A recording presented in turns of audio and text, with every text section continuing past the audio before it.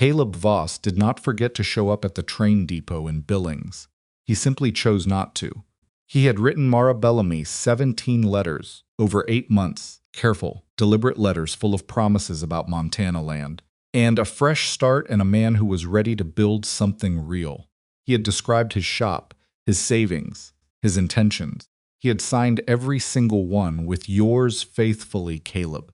And when Mara stepped off the Northern Pacific on a gray Tuesday morning in October, wearing her best dress and carrying everything she owned in a single leather valise, Caleb Voss was at home 11 miles away, eating breakfast with the wife he had never mentioned. He had known for 3 weeks that Mara was coming. He let her come anyway. If you have ever trusted someone completely and been proven completely wrong, you already know what it costs a person. You already know the particular silence that follows, not peaceful, not empty, but the kind of silence that gets inside your chest and stays there. Mara Bellamy stood on that depot platform for 4 hours. She watched every man who walked through that door, counted the trains. She did not cry, not yet, because she was still certain there was an explanation. People like Mara always believe, right up until the last possible moment, that there must be an explanation. There wasn't one. There was only Caleb Voss, warm and fed, turning the page of his newspaper 11 miles away. This is the story of what happened after that. And if you have never had to rebuild yourself from nothing, in a place where no one knows your name, you are about to find out what it looks like when someone does. Before we go further, if this is the kind of story that stays with you, please subscribe to this channel so you don't miss what comes next. Hit the like button and leave a comment telling me what city or country you're watching from. I want to know how far this story has traveled. Now let's get back to Mara. The storm came out of the northwest, the way Montana storms always do, without apology and without warning. 1 hour the sky was merely gray. The next, the wind had teeth. Mara had been walking for most of the day by then. She had spent 2 nights in a boarding house in Billings, using the last of her coins, and when the landlady asked on the 3rd morning whether she intended to pay for another night, Mara had picked up her valise and walked out the door, not because she had somewhere to go, because standing still had started to feel worse than moving. She had no plan. She had a road heading west, and the vague sense that stopping was a kind of surrender she could not yet afford. The valise pulled at her shoulder. Her shoes were not made for this kind of walking, and she had known that since the first mile. And she had kept going anyway because the alternative was sitting down beside the road and deciding that Caleb Voss had won something. She was not going to let Caleb Voss win anything. The rain began as a mist and became something harder within 20 minutes. The road, if it could fairly be called, a road turned soft beneath her feet, and then softer, until each step required a small, exhausting negotiation with the mud. The wind took her hat somewhere around the 3rd hour. She watched it tumble into the sagebrush and did not go after it. Some losses you just accept because you don't have the energy left to fight them. She made it perhaps another mile before her legs simply stopped cooperating. It wasn't dramatic. That was the thing she would remember afterward, how undramatic it was. One moment she was walking, and the next she was sitting in the mud beside the road, with her valise tipped over beside her, and the rain coming down in gray sheets, and her hands shaking in a way she couldn't seem to control. She was not crying. She was past crying. She was somewhere quieter than crying, in a place she had never been before and hoped never to visit again. She thought very clearly, this is what it looks like when everything you planned turns out to be wrong. Then she thought, get up, Mara. She was still trying to get up when she heard the wagon. Elias Boone had not intended to be on that road. He had ridden out that morning to check his fence line along the eastern pasture. The same fence line he checked every October before the hard weather set in, because a broken fence in winter meant lost cattle, and lost cattle meant a conversation he did not want to have with himself in February. He was a practical man. He did things in order for practical reasons, and he did not deviate from his routines unless something forced him to. Storm forced him to. He turned the wagon around when the rain became serious, cutting across the lower meadow to take the faster road back, and that was the only reason he was on that particular stretch of muddy track at that particular hour. Later, when he thought about it, and he did think about it, more than he expected to, he would conclude that there was no plan at work, no larger design. Just bad weather and a fence check and a decision to take the shorter road home. He nearly drove past her. The truth was, he saw something dark beside the road and assumed it was a piece of equipment. Someone had abandoned a saddlebag, maybe, or a rolled tarp. He had gone another 10 yards before something about the shape of it made him pull the horse up short. He sat in the rain for a moment, squinting. The shape moved. He climbed down. She looked up at him from the mud, and what he saw was not what he expected. She was young late 20s, maybe, though the cold and the wet made it hard to say. Her dress was soaked through and plastered to her, and there was mud on her face where she had apparently put her hand up against it and then rested her cheek in her palm. Her eyes were dark and very steady, and they were looking at him with an expression he recognized. The expression of someone who has decided not to ask for help, even when they desperately need it, because asking has already cost them too much. He had worn that expression himself years ago. He recognized it the way you recognize something in a mirror. "Can you stand?" he said.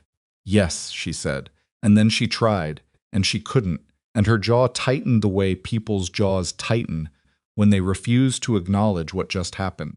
Put his hand down. She looked at it for a long moment. This was not a woman who accepted help easily. He could see that clearly, and then she took it, and he pulled her up, and she stood in the mud, swaying slightly but upright. Her valise clutched against her chest, like she would rather go back down into the mud than set it down. "You're not from here," he said. It wasn't a question. "No," she said. "Where are you headed?" She looked down the road ahead of them, and he watched her face, and he saw the moment she decided to be honest instead of proud. It was a small thing, a slight shift around her eyes, but he caught it. "Don't know," she said. He nodded once, the way a man nods when an answer makes sense, even if it shouldn't. He picked up her valise. She almost argued. He could see it starting, and walked it back to the wagon. "Get in," he said. "Storm's going to get worse." She got in. She did not thank him yet. He respected that. His name was Elias Boone, and he told her so after they had been driving for a few minutes in silence. He told her the name of the ranch, Boone Creek, after the creek that ran along its eastern edge, and approximately how far it was, and that there was a stove and dry clothes that had belonged to his late mother, and that she was welcome to both, without any obligation attached to either. She listened to all of this without looking at him. Her hands were still shaking, but she had pressed them flat against her thighs, in a way that was clearly meant to stop that, and it was mostly working. "I'm Mara Bellamy," she said finally. "Mara," he said, "from Ohio originally." Before that, she stopped. "Doesn't matter where before that." "No," he agreed. "Doesn't." They drove in silence after that, and the silence was not uncomfortable, which surprised him. Elias Boone was not a man who spent much time with other people. He ran his ranch with 2 hired hands who ate separately and kept to themselves, which was the arrangement he preferred. He had not had a conversation of any real length, and he thought about it a considerable while, long enough that he had stopped measuring.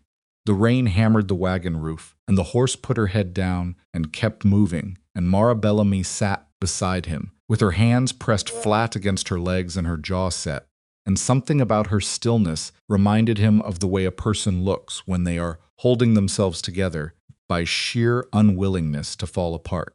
He did not ask her anything else.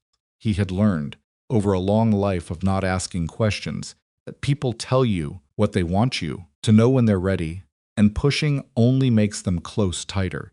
She told him anyway. She did not tell him all of it at once. Came out in pieces, the way difficult things usually do, a fragment here, a longer stretch there, with silences in between that she seemed to need, and he was content to give. The letters had started in February. A mutual acquaintance back in Columbus had mentioned that a merchant in Montana was looking for a wife, a serious and dependable woman who was not afraid of hard work and frontier conditions. Mara had been working as a seamstress for 3 years by then, living in a rooming house with 2 other women, and she was good at her work, and she did not dislike her life. But she was also 29 years old, and she could see very clearly the shape of the next 30 years if nothing changed. And she had decided that she was willing to take a risk. Caleb Voss had written a fine letter. That was the thing she kept coming back to, even now. He had written a genuinely fine first letter, careful and respectful, and not overly eager, which she had taken as a sign of good character. He had described his shop and his savings and his land claim. He had asked about her, not her appearance, but her actual opinions about things which no one had done in recent memory. She had written back 8 months of letters, 17 from him, 14 from her. She had kept everyone. I memorized parts of them, she said, and her voice was flat when she said it, which was somehow worse than if it had been unsteady. I thought I knew what kind of man he was from the letters. Thought you could tell. Elias said nothing. He was looking at the road. You can't tell, she said. Apparently. She had arrived in Billings on a Tuesday. She had waited 4 hours at the depot. She had asked 2 different station masters whether anyone had left a message for Mara Bellamy. No one had. She had taken a room and waited 2 more days because she was not a person who gave up on things quickly, and because some part of her was still constructing explanations, an accident on the road, a sudden illness, some legitimate emergency that would resolve itself into an apology and a handshake and a salvageable situation. On the 3rd day, she had asked around town about Caleb Voss. That was when she found out. A woman at the dry goods store knew him. Knew his wife too, a woman named Patricia, who had grown up in Ridgewater and had 2 children and had been married to Caleb Voss for 9 years. 9 years, Mara said. She said it the way you say a number when you're still working out what it means. 9 years. The entire time he had been writing her letters about his intentions and his land claim and his serious, earnest search for a dependable woman, he had been a married man with children. I went back to the boarding house, she said. I took all his letters out of my bag. I burned them in the wash basin. Good, Elias said. She looked at him then for the first time in several miles. Most people would say that was rash, she said. Most people weren't the ones who carried them 400 miles. He said. She was quiet for a moment. When she spoke again, her voice had something new in it, not warmth exactly, but the beginning of something that could become warmth, given time and reason. I'm not going back east, she said. It sounded like she was still deciding it, as she said it, like the sentence was both declaration and conclusion, and the conclusion had only just been reached. I don't know what I'm going to do instead, but I'm not going back. You don't have to decide tonight, he said. No, she agreed. Suppose I don't. The ranch appeared out of the rain and the dark like something that had been there a long time and intended to remain. It was not a prosperous-looking place, not run down exactly, but the kind of property that had been maintained for function rather than appearance by a man who had other priorities. The fence posts were solid. The barn roof was sound. The house itself was a substantial log structure with a porch that sagged slightly on the left side and windows that needed caulking along the upper sills. Mara noticed these things. She noticed most things.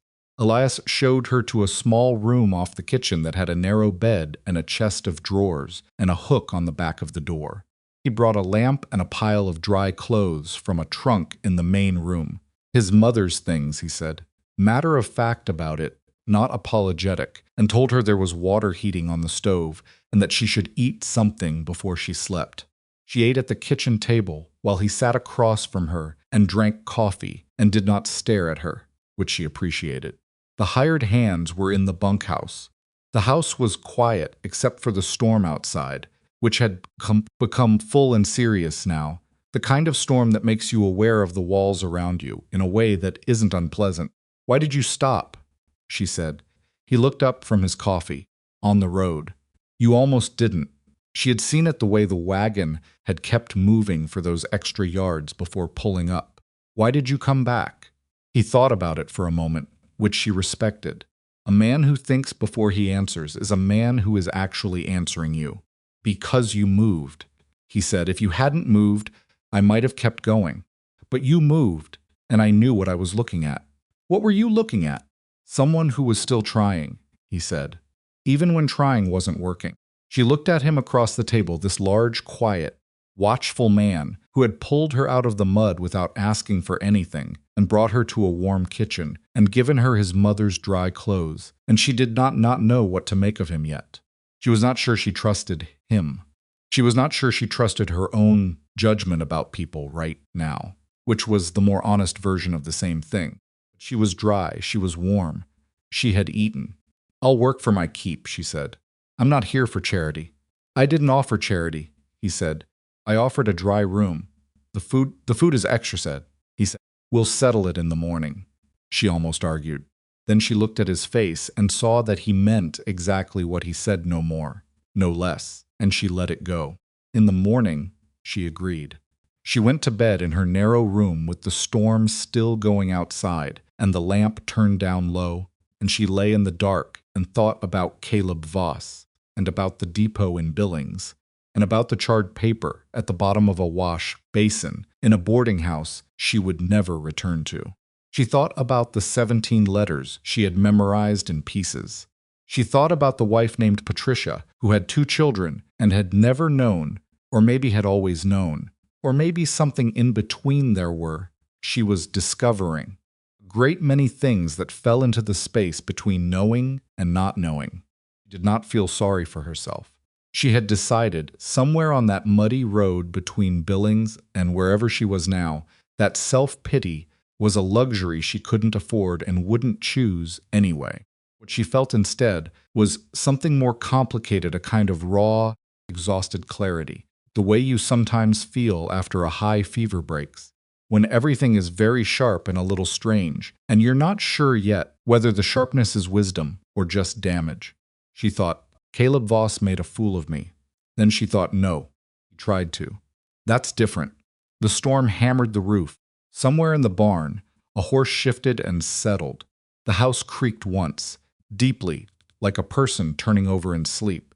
Mara Bellamy, who had arrived in Montana with a valise full of letters from a man who never intended to keep a single promise, closed her eyes in the dry room of a stranger's house and did not dream of anything at all. She was too tired for dreams. And underneath the exhaustion, beneath the anger and the shame, and the particular grief of discovering that your faith in someone was misplaced underneath all of it, something very small and very stubborn was already starting to form. Not hope, not yet, not quite, but the thing that comes before hope when hope is still too far away to name. The refusal to be finished. She was still trying, even when trying wasn't working. She moved. She woke before dawn. Not because anyone called her, not because the house was loud, it was not loud. It was still and cold and dark, but because sleeping past first light had always felt like a small surrender, and she had given up enough surrenders lately to last her a long while. She lay in the narrow bed for perhaps 2 minutes, listening to the silence where the storm used to be, and then she got up. The kitchen was cold. The stove had gone down overnight, and the ash was gray and settled. Mara found the wood box beside the back door, found kindling and newspaper, and a box of matches on the shelf above the stove where any sensible person would keep them.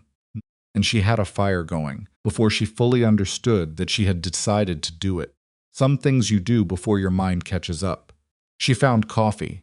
She found a skillet and a side of salt pork hanging in the larder and eggs from a basket near the window. And she made breakfast for no particular reason, except that making something useful felt better than standing still. And she had been standing still in one way or another for too many days already. Elias came in from outside at first gray light, his boots shedding mud on the threshold, and he stopped in the kitchen doorway and looked at the table set, with coffee poured and eggs in the skillet and the salt pork crisped, and he did not say anything for a moment. You didn't have to do that, he said. I know, she said. Sit down before it gets cold. He sat. He ate without excessive comment, which she appreciated. She was beginning to notice a quality that was rarer than it should have been in a man. He did not fill silence for the sake of filling it.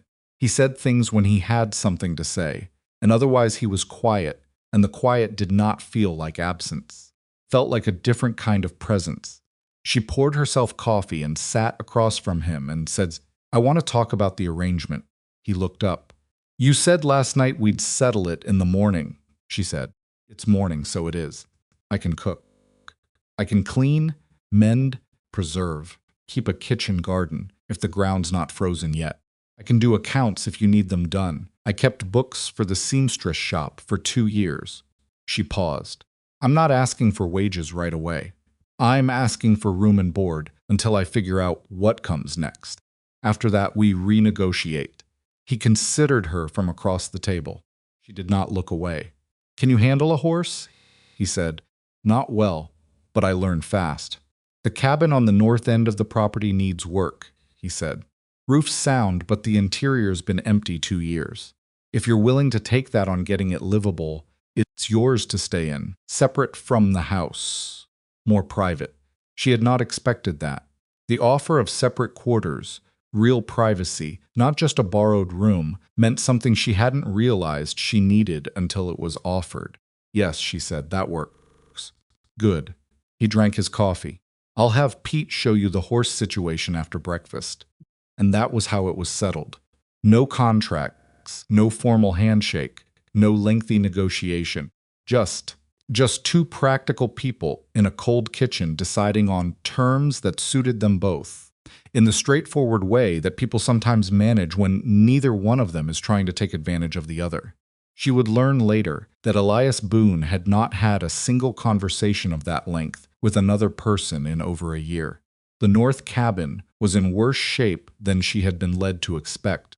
Pete, the older of the two, hired hands a weathered, taciturn man with a gray mustache and the careful movements of someone who had been hurting in his joints for a long time, showed her out there the first afternoon, and she stood in the doorway and took stock of what she was looking at. 2 rooms, a main room with a rusted stove that would need cleaning before it was safe to use, a plank floor that had warped in several places from water coming under the door, and a window on the south wall with a broken pane that had been stuffed with what appeared to be an old shirt. A smaller back room with no window at all, just bare log walls, and a beam that had split along its length and bowed slightly downward. "Roof really is sound," Pete said. He seemed to feel this was important to clarify. "The rest isn't," she said. "No, ma'am, the rest isn't." She looked at it for a long moment. She could feel Pete watching her sideways, waiting to see what she would do with it, whether she would blanch, whether she would go back to the main house and renegotiate, whether she would confirm whatever opinion he had already formed about women who arrived on foot in rainstorms and expected to be useful. "I'll need a pry bar," she said, "and a caulking knife, and someone to help me move the stove so I can check what's under it." Pete was quiet for a moment. Then he said, "I can do that this afternoon." "Good," she said. "Let's start with the floor." She spent the next 2 weeks on that cabin. Not exclusively, she kept up the cooking in the main house and made herself useful in every way she could manage. But the cabin was the through line, project that organized her days and gave her somewhere to put the energy that would otherwise go to other things. She scraped the rust out of the stove and reseated the pipe. She reglazed the broken window using a kit Pete found in the barn. She pulled up the worst of the warped floorboards and replaced them with planks from a lumber stack behind the barn, cutting them herself with a handsaw and fitting them by eye, which was not perfect but was solid. The split beam in the back room she left, because she did not know how to safely replace a load-bearing beam and was not going to pretend otherwise, but she braced it with 2 uprights cut from the same lumber stack, and it stopped bowing. Elias walked through the cabin at the end of the 2nd week without being asked. He stood in the main room and looked at the stove and the floor and the window. And then he walked back to the smaller room and looked at the braced beam. "That'll hold," he said. "I think so," she said. "I wasn't certain about the bracing." "It's good work," he said, and the way he said it made clear he was not saying it to be kind. He said it because it was accurate. She had noticed that about him, that his compliments, when they came, were assessments rather than courtesies, and that made them worth something.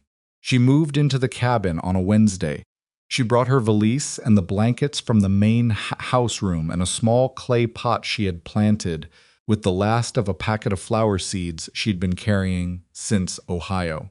She set the pot on the windowsill in the thin November light and looked at it for a moment, at the bare soil where nothing had come up yet and might not, given the season. Then she turned around and put her things away. She was here. That was enough for now. Red Hollow was 4 miles from the ranch, along a road that was navigable in dry weather and merely inconvenient in wet. It was not a large town, a main street with a hotel, a dry goods store, a feed merchant, a sheriff's office, a small bank that had been there for 6 years, and a scattering of other establishments that came and went with the frontier's usual indifference to permanence. The residents were the ordinary mixture of people who settle in places like that, some who had always planned to move on and hadn't, some who had come specifically to stay, and some who had arrived with something they were running from and had decided to stop running long enough to see what happened. Mara first went to town 3 weeks after arriving at the ranch, riding with Pete in the supply wagon. She needed thread and a few small things. She was not expecting anything in particular. She got was the particular sensation of a room changing temperature when you walk into it. The dry goods store was occupied by the owner, a Mrs. Harriet Cole, and 2 other women who were browsing or appearing to browse. When Mara came in, the conversation that had been going on simply stopped. Not gradually stopped, the way conversations stop when the thing being discussed has walked through the door. She kept her face neutral. She had practice at this. She found her thread, found the other small items she needed, brought them to the counter, and completed the transaction while Mrs. Cole watched her with an expression that was not unfriendly exactly, but was the particular kind of carefully neutral that requires effort to maintain. On the way out, she heard she was clearly meant to hear one of the women behind her say, in a lowered voice that was just loud enough, "That's the one Elias Boone took in, the mail order woman, and the other woman, abandoned. The man she came for didn't even." The door closed behind her. She stood on the boardwalk outside and breathed the cold air for a moment. Pete was across the street loading sacks into the wagon and did not appear to have heard. She walked over and helped him lift the last 2 sacks without being asked, and he glanced at her once and said nothing, and they drove back to the ranch. She knew what it was, what she was to them. She was not naive about it. A woman who had come west for a man who hadn't wanted her. That was a particular kind of story, and it came with a particular kind of reputation, and the reputation preceded her, whether she had earned it or not. She was the abandoned woman, the woman somebody hadn't wanted. In a small frontier town, that was a category, and categories were sticky. She didn't like it. She wasn't going to pretend she didn't mind, but she also wasn't going to let it determine what she did next. Elias noticed that she had stopped offering to go to town.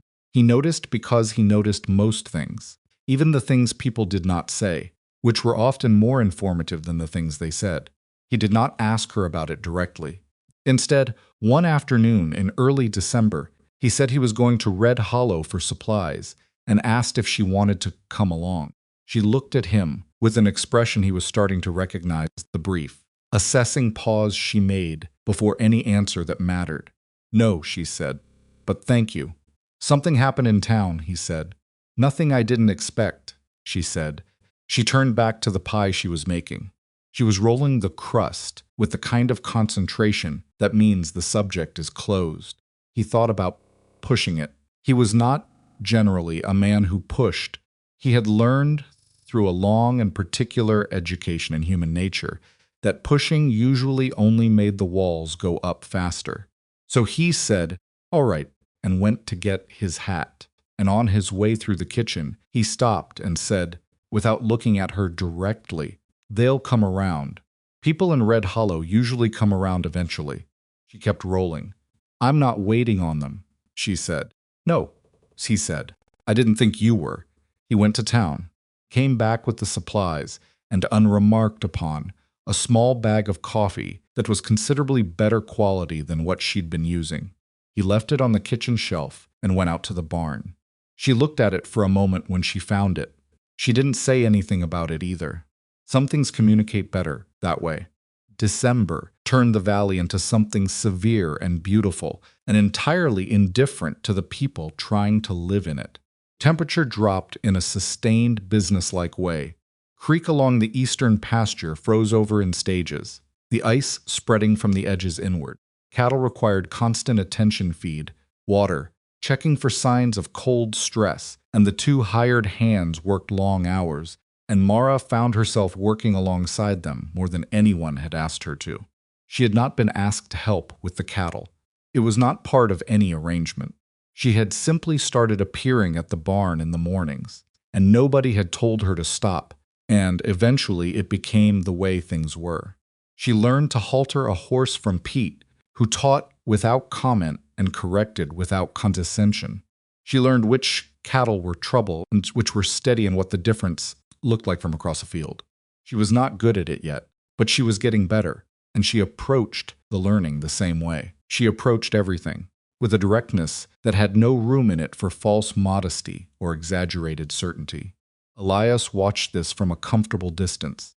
He was not a man who narrated his thoughts about people, but he thought about Mara Bellamy in the way you think about things that don't fit neatly into any category you already have. She was not what he had expected. He had expected he was honest enough to admit this to himself, something more fragile. A woman who had been discarded, who had walked 40 miles in a rainstorm, who had arrived with nothing. He had expected someone who would be grateful in that slightly desperate way. People are grateful when they are afraid the generosity will be withdrawn. He had braced himself for it without realizing he was bracing. She was not like that at all. She was self-contained in a way that was almost uncomfortable because it was real rather than performed. She worked hard and she learned fast, and she did not ask for approval when she did a thing well, but she also did not cover up when she did a thing badly.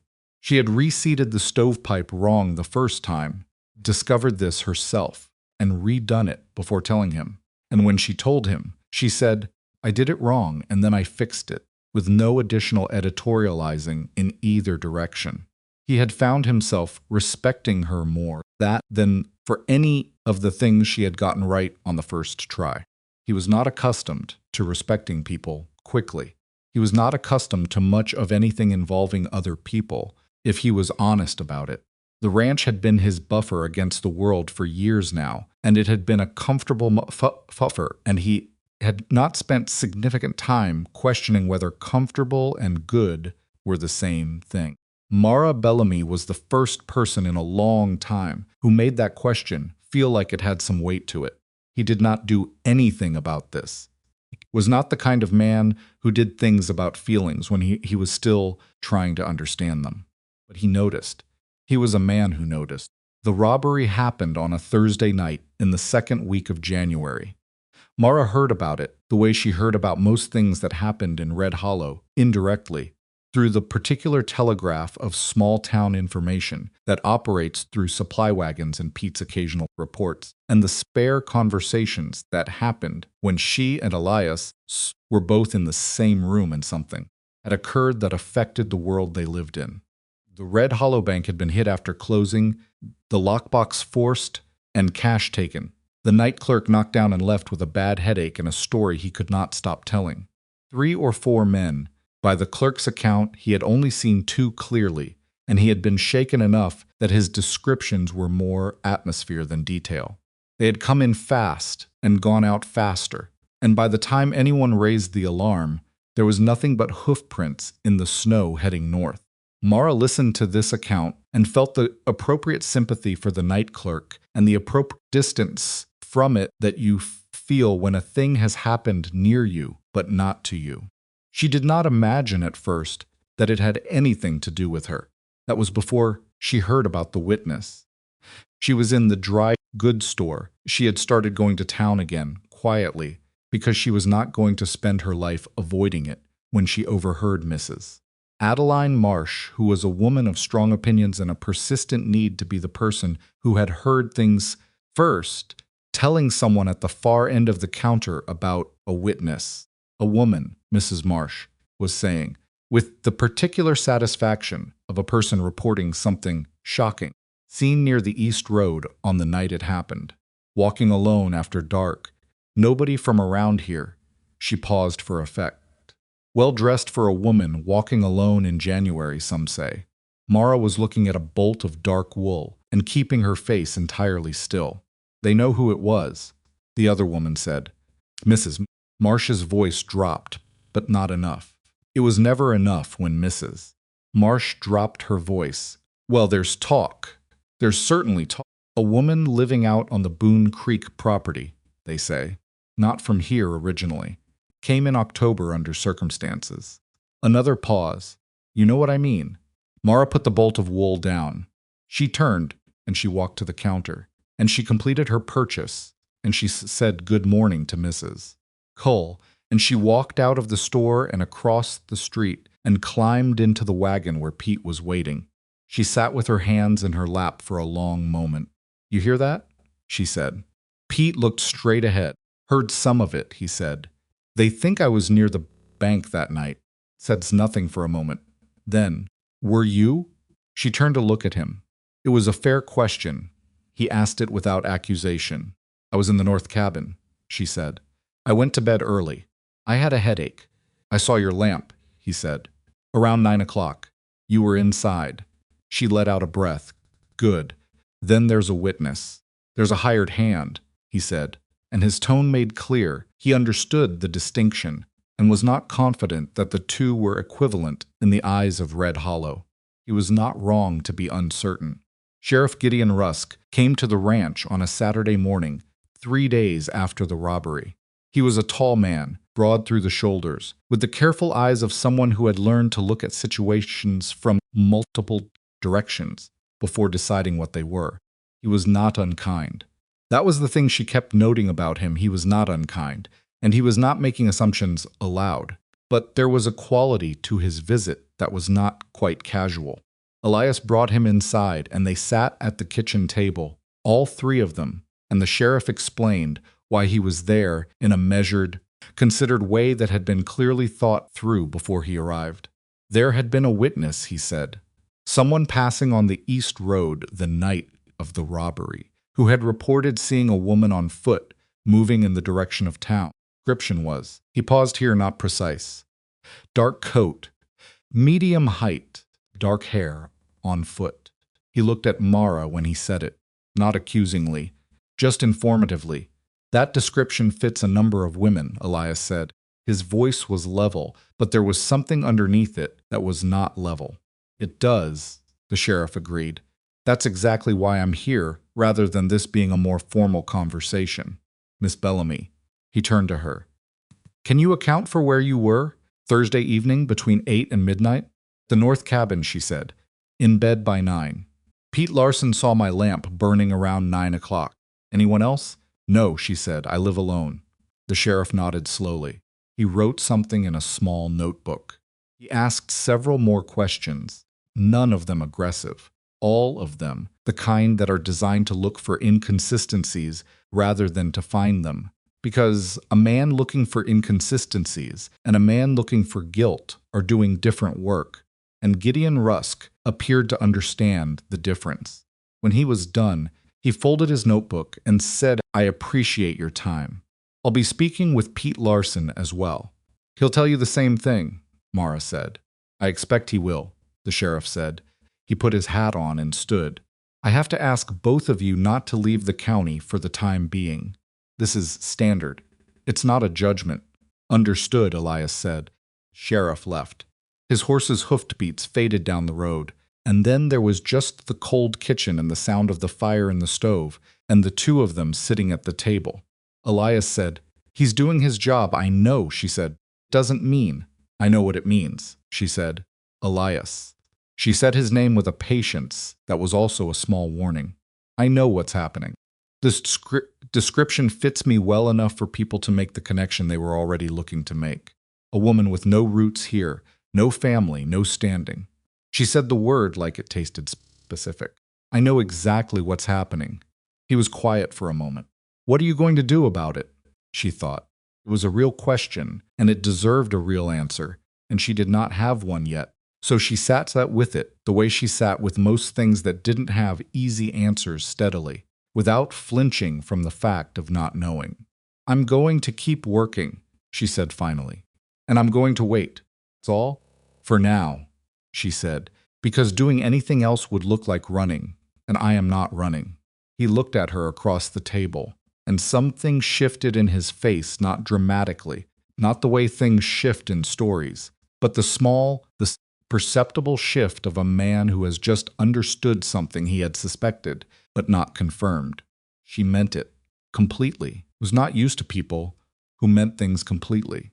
He had been for a long time surrounded by the particular cloud of half-meaning that most people wrap themselves in the qualifications and the hedges, and the statements that are true enough to say but not true enough to cost you anything. He had done it himself for years. It was the safe way to move through the world. Mara Bellamy did not move through the world safely. She moved through it with both feet on the ground, and she looked at the things in front of her and named them. And she did not run even when running would have been easier. He did not say any of this. He got up and poured more coffee and brought her cup back full without asking. She looked at it and then at him, and she said, "Thank you," and meant that completely too. The week after the sheriff's visit was the hardest.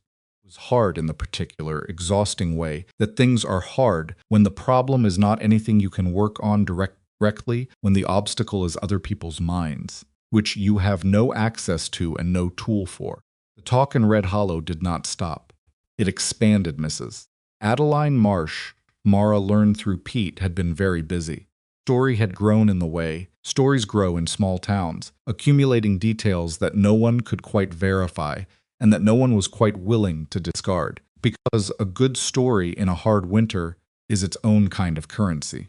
The version of the story circulating by the second week had Mara walking toward town at a deliberate hour. It had her known associates, which appeared to mean anyone who had ever spoken to her being looked at more carefully. It had the sheriff's visit recast as something more significant than a standard inquiry.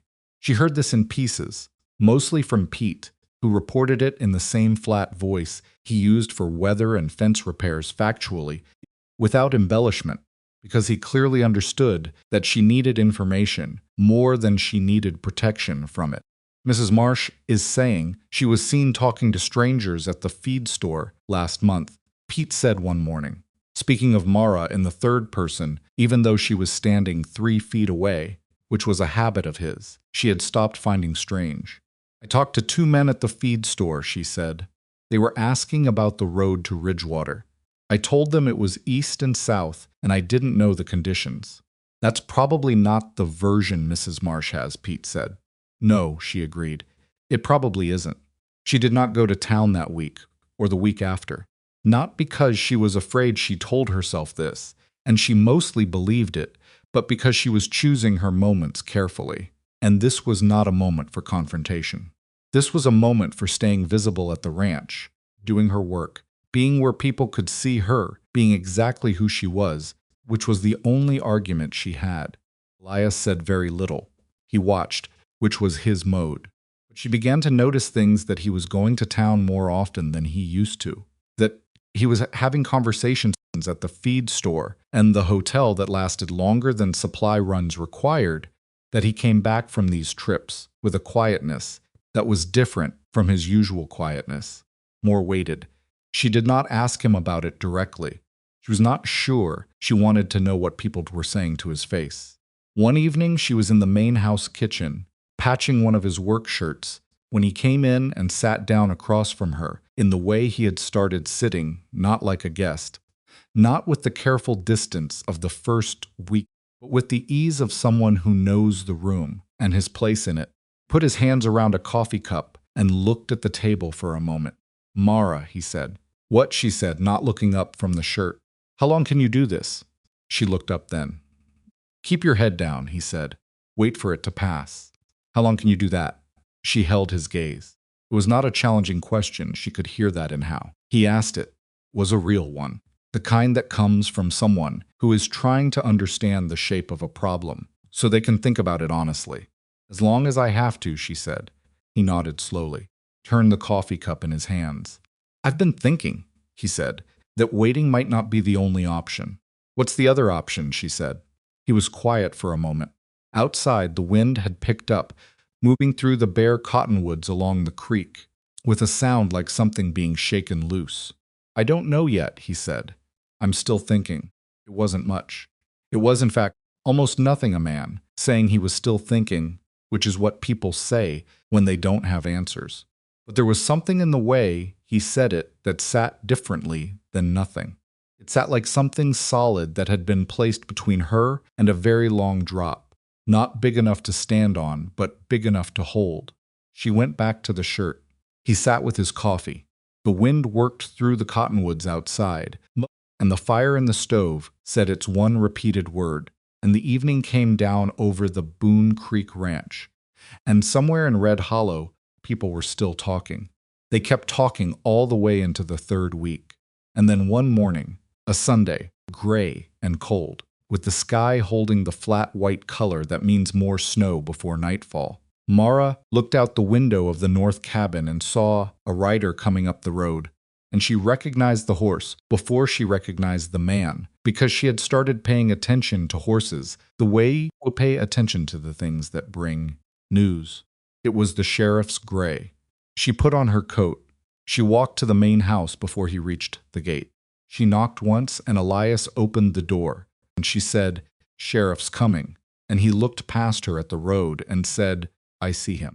And neither of them said anything else, because there was nothing to say yet. Gideon Rusk came through the gate and tied his horse and came up to the porch with his hat in his hands, which she took note of. A man who takes his hat off before he even reaches the door is a man who has thought about what he is about to say. "Miss Bellamy," he said. "Mr. Boone, I have some news." He paused on the porch and looked at them both, and something in his face had changed. From the last time he was here, some quality of the careful neutrality was different, had shifted in a direction she could not yet read. "The witness who described a woman near the East Road," he said. "She has come forward again. There's some question about what she actually saw and when."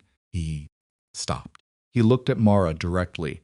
"I'm not prepared to say more than that right now, but I want you to know that the inquiry is continuing, and it's continuing in a direction I think you'll find more useful than the last week has been." She said, "What does that mean, practically?" "It means," he said carefully, "that you should sit tight, and it means I'd appreciate your patience for a few more days while we sort this out." "She's been patient," Elias said. His voice had an edge to it. "She's been patient for 3 weeks, while the whole county decided she was guilty of something." "Elias," she said. "No, he's right," the sheriff said. He said it straightforwardly, without defensiveness. "I understand that, and I won't pretend that the past 3 weeks have been fair." He looked at Mara again. "Few more days. That's what I'm asking." She looked at him at his face, which was the face of a man doing a hard job as honestly as he knew how, which was not the same as doing it perfectly, but was not nothing either. "All right," she said. "A few more days," he nodded. He put his hat back on and turned and walked back to his horse, and she watched him go, and she stood on the porch of Elias Boone's house in the flat white January light, with the smell of coming snow in the air and the sound of the wind in the cottonwoods, and she was still standing there, when the sheriff's gray disappeared around the curve of the road. Elias came to stand beside her. Not close, not far, just beside her, the way a person stands when they have decided that they are not moving. She did not look at him. She looked at the road where the sheriff had gone. "A few more days," she said, mostly to herself. "Yeah," he said. The snow came that afternoon, as predicted, steady and quiet, covering the road and the fields and the fence posts and the bare kitchen garden she had staked out beside the cabin, covering everything in the same patient, indifferent white. She watched it from the cabin window for a while, the clay pot on the sill, between her and the falling snow, the bare soil, still waiting for whatever would come up. if anything would. She was still waiting too. She was not finished waiting. But she was beginning to understand that waiting and surviving were not the same thing, and that whatever came next, she was going to have to decide which one she was doing. The few more days the sheriff had asked for became 4, and then 5, and then 7, and the snow that had fallen on Sunday did not melt, but simply settled in and became part of the landscape, the way cold things do when they intend to stay. Mara worked. She cooked and mended and kept the north cabin in order and helped Pete with the cattle in the mornings. And she did all of this with the same directness she brought to everything. And she did not talk about the sheriff or the witness or the rumors coming out of Red Hollow unless someone else brought it up first. No one did. Pete had a working man's instinct for which silences were respectful and which were avoidant, and he kept the respectful kind. Elias said nothing about it either, which might have felt like abandonment from another man, but from him felt more like the thing it actually was, a refusal to add weight to something that was already heavy enough. She appreciated that, without saying so. What she did not appreciate, and what she was less successful at keeping off her face, was the waiting itself. She was not built for it. She could endure it. She had proven that much, but endurance was different from ease. And she had spent enough of the past 7 days lying in the narrow bed in the north cabin, staring at the ceiling in the dark, running through everything she had done, and everywhere she had been on the night of the robbery, looking for something she might have overlooked, some piece of evidence she hadn't thought to mention, some detail that would settle this faster. There was nothing. Bins where she said she was. There was only Pete's testimony and the lamp he had seen burning. And she understood, with the particular clarity that sleepless nights provide, that these things might not be enough. It was on the 8th day that she made her mistake. She would call it that later, a mistake, which was honest, though it came from the same place her best qualities came from, which is what makes certain kinds of mistakes so hard to simply write off. She had gone out to the barn in the early afternoon to check on a mare with a leg that had been swollen since Tuesday, and she was coming back to the main roads. As Elias's voice and a woman's voice she recognized as belonging to Clara Newsom, who was the wife of the feed merchant, and who had been, according to Pete, one of the louder participants in the Red Hollow conversation about Mara, stopped. She could not make out all the words. She caught fragments your property, and what people are saying, and something she lost in the wind, and then clearly, unmistakably, Clara Newsom's voice, a man in your position can't afford to have this kind of woman associated with him, Elias. Bad enough what happened with your father's debts. And now, this. She heard Elias say something short and flat that she couldn't make out. Clara Newsom again. I'm not saying she did it. I'm saying it doesn't matter whether she did it or not. The association alone. Mara turned around and went back to the barn. She sat on a hay bale in the cold dim of the barn, and she thought about what she had just heard, and she thought about it hard, the way you think about something you were hoping not to know. A man in your position can't afford. She had understood from the first days in Red Hollow that she was a liability to Elias's reputation. She had understood it in the abstract, the way you understand things that are true, but haven't yet touched you. What she had just heard was it touching her the specific named weight of what her presence here was costing him, his father's debts.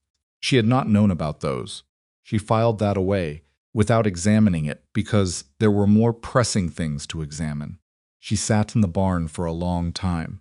Long enough that the mare with the swollen leg eventually came over and put her nose against Mara's shoulder, which was either affection or the horse, checking to see whether she had food. Probably food.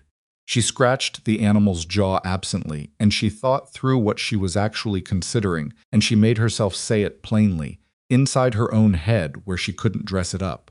I am thinking about leaving. She examined that thought, turned it over. She had told herself, and she had told Elias, that she was not going to run. She had meant it when she said it. She still meant it, or she meant the spirit of it. But she was starting to understand that there was a difference between not running for your own sake and not running when running would protect someone else. The second one was harder to dismiss. She was still sitting with this when Elias appeared in the barn doorway. He looked at her. She looked at him. Something passed between them that was not a conversation, but was more informative than most conversations. The silent transmission of two people who have been paying close enough attention to each other to read the room without words. "You heard that," he said. "It was not a question." "Some of it," she said. He came into the barn and stood near the mare's stall with his hands in his coat pockets, and he looked at the ground for a moment and then at her. "Clara Newsome means well," he said. "That's the worst thing about her. She's not wrong," Mara said. "About which part?" "About the association. About what it costs you." She kept her voice flat, factual, the way she kept it when she was working hard to keep it that way. "I've been thinking about it." "I figured you had," he said. He looked at her steadily. "What conclusions did you reach?" She stood up from the hay bale. She was not going to have this conversation sitting down. "That I could leave before this gets worse. That there are towns I haven't been to where nobody knows the name Mara Bellamy. You would be better off." "Stop," he said. She stopped. "I've heard that argument already," he said. "I heard it from Clara Newsome 20 minutes ago, dressed up a little nicer. My answer to hers was the same thing I'm going to say to you." She waited. "No," he said. "Just that, no." She looked at him. He was not a man who made speeches, and she was grateful for that, because a speech would have been easier to argue with. "Elias," she said, "you don't owe me. This isn't about owing," he said. "You're not a debt I'm managing. You're a person who lives on this property and works harder than either of my hired hands and hasn't done one thing wrong." He said this without heat, without the trembling edge of someone trying to convince himself. He said it like a man stating facts he had already verified to his own satisfaction. "And I'm not going to stand here and agree with people who've decided what you are before they know you. Because I've had that done to me, and I remember what it felt like, and I'm not going to do it to someone else." The barn was quiet. The mare shifted. Mara looked at him for a long moment. "What happened with your father's debts?" she said. He blinked. It was not what he had expected, and she could see that the brief recalibration of a man who was prepared for one kind of conversation and got another. He looked away for a moment out the barn door at the white January fields. "My father borrowed money to expand the herd in 1871, he said. "Bad year. He lost most of the expansion and couldn't pay it back. People in Red Hollow spent a long time deciding what that said about the Boone family." He paused. "About me too, by extension. I was 23 years old, and people who had known me since I was 6 years old started talking to me like I was a different person. Like the debt was a fact about who I was rather than something that had happened. And that's why you don't go to town much," she said. "That's part of it," he said. He looked back at her. "Point I'm making is that I know what it is to have a town make a decision about you that isn't based on anything real. And I know it doesn't help when the people who are supposed to be in your corner start hedging their bets." She held his gaze. There was something happening in this barn, in this conversation, that she needed to be careful about, not because it was dangerous exactly, but because it was real, and real things required honesty, and honesty required courage, and she was not always sure she had the right kind. "I don't want to be a problem you're solving out of principle," she said. "You're not," he said. "You're a problem I'm solving, because you're worth solving for." He said it bluntly, without flourish, and then he looked almost irritated with himself, the way a person looks when they've said something true that they hadn't planned to say. He cleared his throat. "We're not running. Either of us. That's what I decided." She looked at him for a long moment.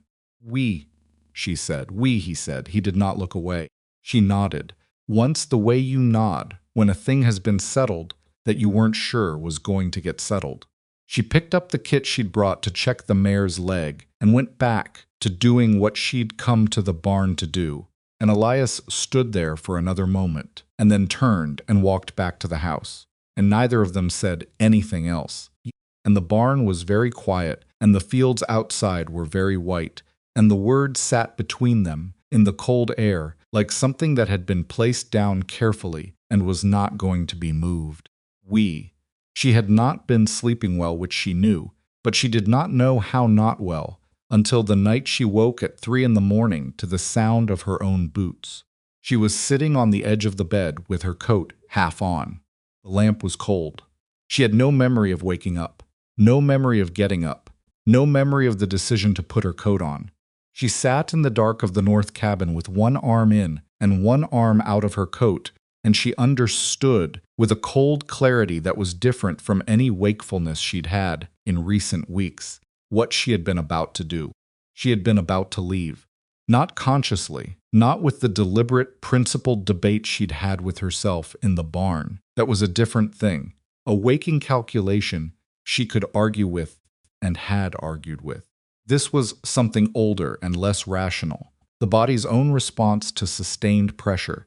The thing that happens when a person is tired enough and afraid enough and has been holding themselves together long enough that some part of them simply decides to solve the problem the quick way while the rest is asleep.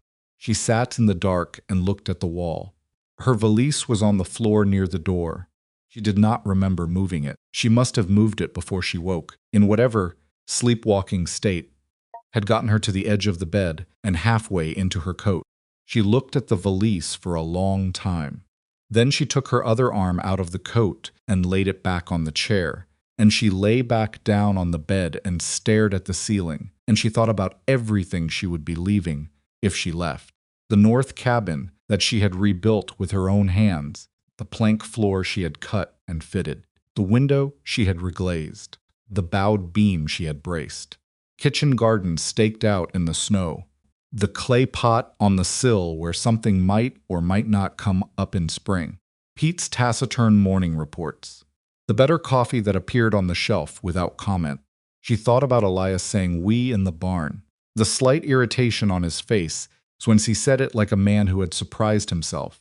She got up. She put her coat on properly, all the way, and she opened the cabin door and stepped out into the January night, and the cold hit her like a firm, clarifying hand. The sky was enormous and clear, the kind of clear that only comes after sustained snow, when the clouds have spent themselves completely, and what's left is just stars, more of them than you ever quite remember there being, blanketing the dark from one horizon to the other. She stood on the cabin step and breathed in and breathed out, and she made the decision that she had apparently been in the process of unmaking in her sleep. She made it awake this time, with full knowledge of what it cost, with no flinching from the fact that tomorrow she would have to get up and face whatever was coming, with no guarantee of how it ended. Guessing. The cold was doing its thorough work on her face and hands when she heard the main house door open. She looked. Elias was standing on the house porch in his coat, and she could tell by how quickly he had appeared that he had not been asleep either. He was looking in the direction of the north cabin, toward her, though whether he could see her clearly in the dark, she wasn't sure. "You're up," he called. It was not loud. The night was so still that it carried easily. "I'm up," she called back. A pause. He was looking at her. She was looking at him. 40 feet of January night between them. "You were going to leave," he said. Not an accusation. Just a man who had been awake and watching and had understood what he saw. She thought about denying it. She thought about the various ways a person could frame waking up at 3 in the morning, half inside a coat, and how many of those framings would qualify as honest.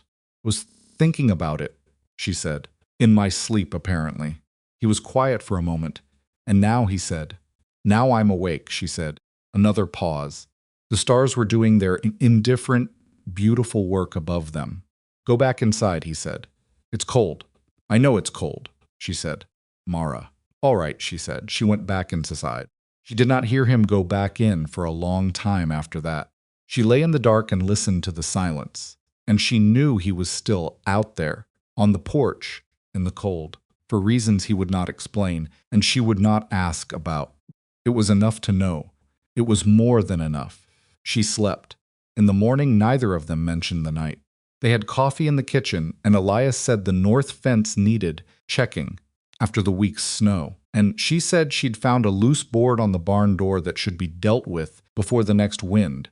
And Pete came in for his instructions and got them. And the ranch did the thing the ranch did every morning, which was simply continue.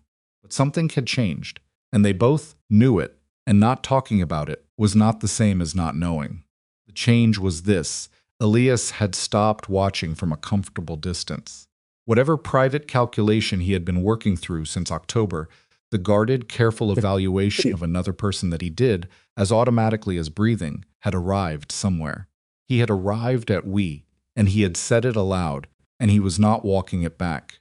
She could feel the difference in the room, in the way he moved through the kitchen, without the slight self-consciousness that had always been there before, the subtle awareness of a man who is in someone else's space.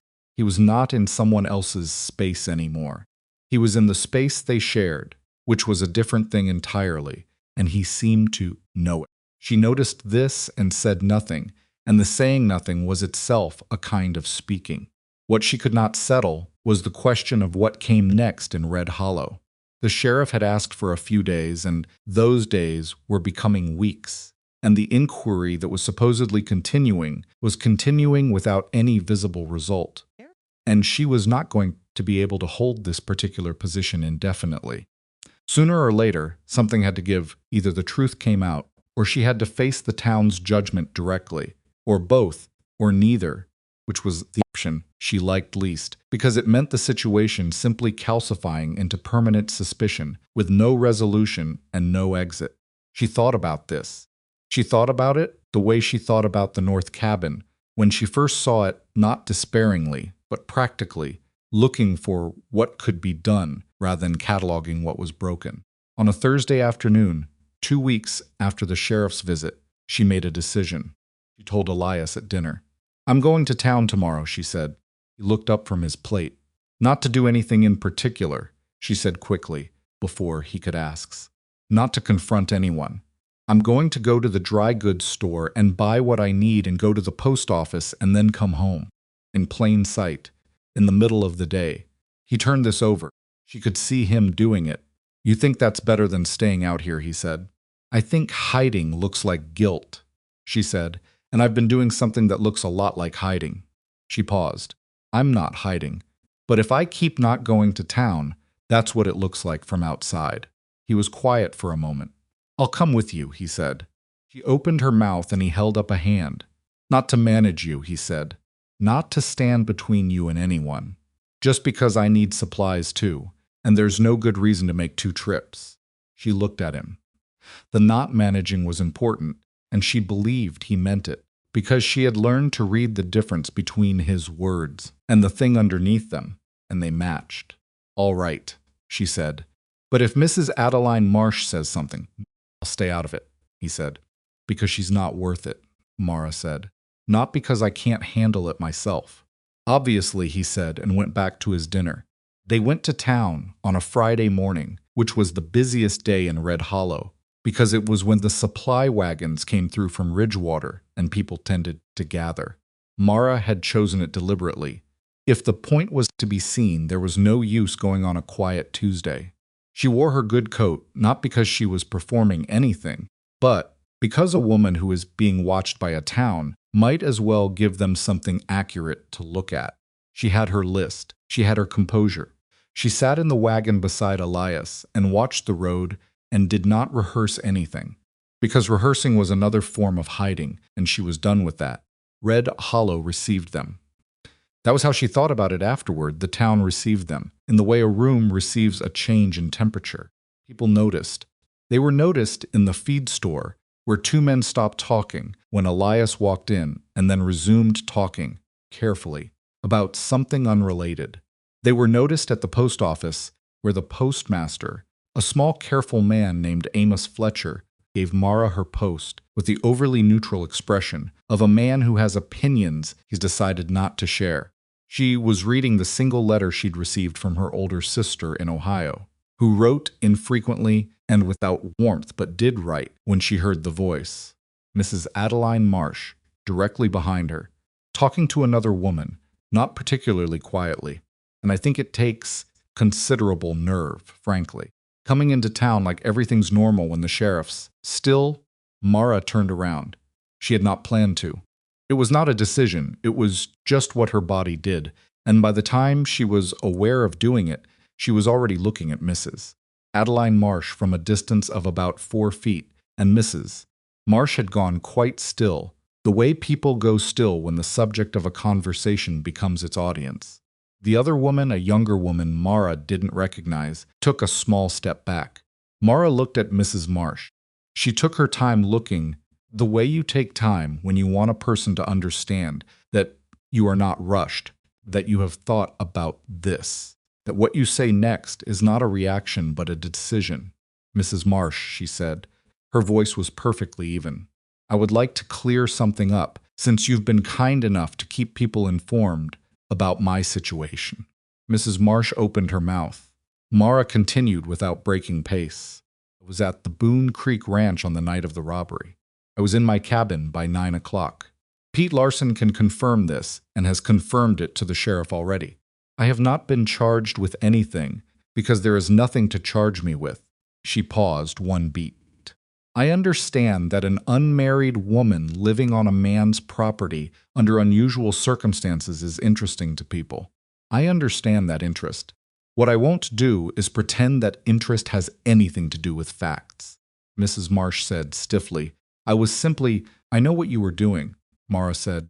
Not unkindly, there was no heat in it, which was the thing that made it land the way it did. Just level, factual, the same voice she used when she assessed the barn door or told Pete what needed doing. And I'm asking you to stop. She turned back to the counter. She finished collecting her post. She was aware of the silence in the post office, which had gone the particular quality of silence that happens when people are holding their breath, and she let it hold. Elias was in the doorway. She had not heard him come in. She did not know how long he had been standing there, but from his expression, or rather from the very deliberate absence of expression on his face, which was its own kind of expression, she gathered it, had been long enough. She walked past him out the door. He followed. On the boardwalk, she said, I told you I could handle it. You did, he said, and you did. You were going to say something. Going to stay out of it, he said. I stayed out of it. She looked at him. He was telling the truth. She could see that. He had stayed in the doorway. He had not spoken. He had simply been there, which was the version of support that was actually useful, not standing in front of her, just standing where she could see him if she needed to. Thank you, she said. Let's get the rest of the supplies, he said. I want to be back before dark. They did the rest of their errands. People watched, and some of them looked away, and some didn't. A woman at the dry goods counter, someone Mara had never spoken to, said quietly, I don't think you did it, for what it's worth. She said it without looking up from the counter, like a person making a deposit in a box they're not sure is real. It's worth something, Mara said. The woman nodded and went back to her work. It was not vindication. It was not the town turning. It was one woman, speaking quietly, not quite looking at her, saying a small true thing. But Mara understood, in the way she understood most things, that small true things were what the large ones were built from, and that this was how towns changed, not in a rush, not in a moment, but in accumulation, one small true thing at a time. Climbed into the wagon. Elias climbed in beside her. Neither of them spoke for the first mile out of town. The road was packed snow and the horse was steady, and the January sky was that particular pale winter blue that has no warmth in it but is beautiful anyway. She's going to talk about that for weeks, Mara said. She meant Mrs. Marsh. Yes, Elias agreed. Good, she said. He glanced at her. Better what I said than what she was saying, Mara explained. He thought about this. Fair point, he said. They drove. The ranch came into view. At the bend in the road, the barn first, then the main house, then the north cabin set back behind its kitchen garden stakes. Everything snow-covered, and still in the afternoon light. She looked at it. She had rebuilt that cabin with a pry bar and a handsaw and her own hands, and it was not perfect. The floor had one plank that creaked in a particular way, and the back room was too dark, and the bowed beam was not ideal. no matter how well she'd braced it, but it was solid. Kept the weather out. It was hers, or as close to hers as anything had been in a long time. She was still looking at it when Elias pulled the wagon to a stop and said, "We've got company." She looked at the road. A horse was tied to the gate. Post a gray horse familiar. The sheriff's gray. Rusk was standing on the porch of the main house, hat in hands, waiting. He had not gone inside, which meant he had been waiting long enough that Pete had found him and told him to wait. And he had waited outside anyway, which was, she thought about this, probably a courtesy. The kind of small deliberate courtesy that a man extends when he is about to say something that requires it. She climbed down from the wagon before it had fully stopped. She was aware that this was not composed, that it probably looked like exactly what it was. A woman who had been waiting 3 weeks for something and was done waiting, but she had exhausted her supply of performed calm for the day and had none left for the sheriff. "Rusk!" she said, walking toward him. "What is it?" He looked at her, and she saw it in his face before he said a word. Not guilt, not apology, those would come, but they were not the first thing. The first thing was relief, which was the thing that told her what kind of news it was before the news itself. "Miss Bellamy," he said. He cleared his throat.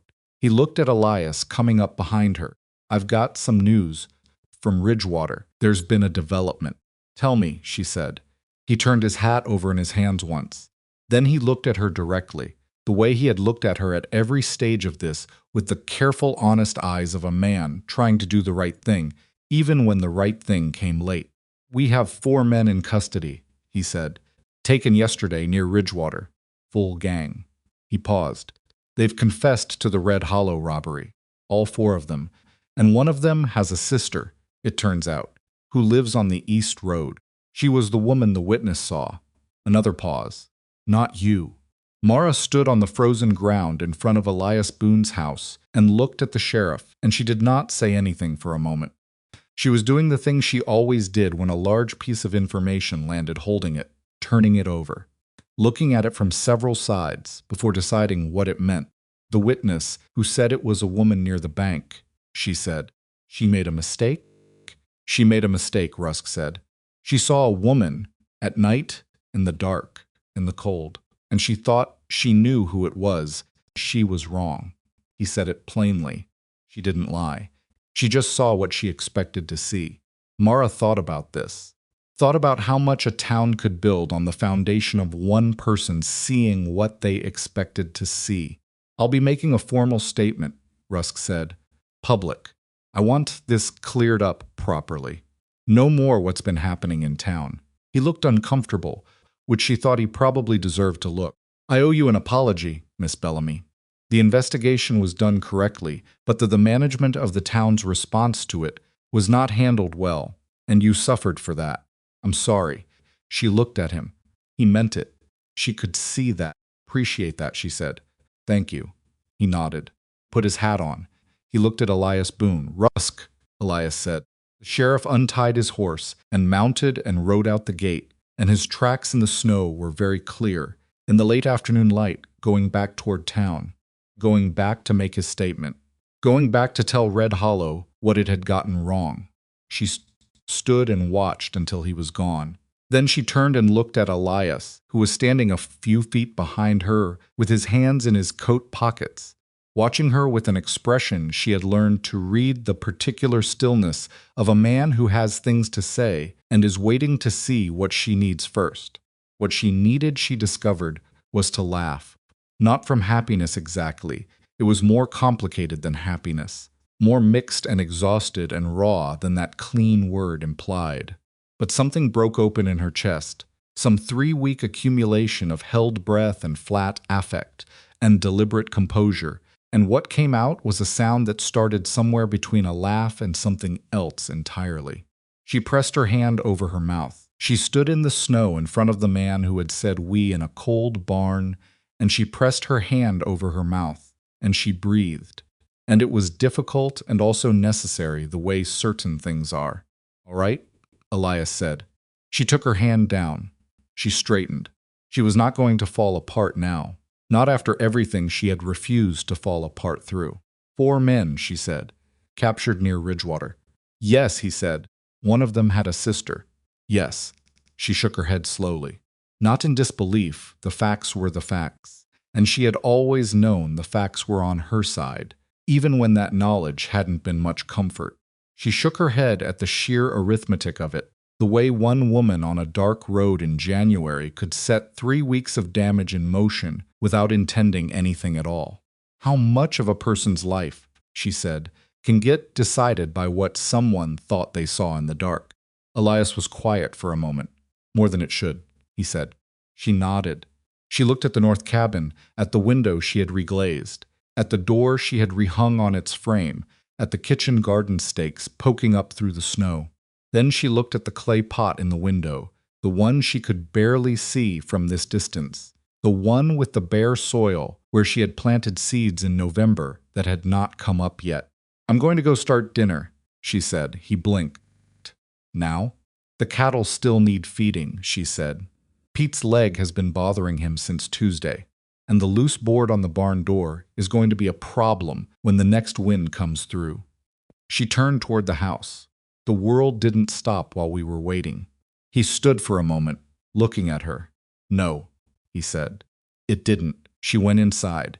She hung her coat on the hook by the door, and she went to the kitchen, and she started the fire in the stove, and she stood at the counter for just a moment before she started the preparations for dinner, one hand flat on the worn wood of the counter, feeling the solid weight of it under her palm.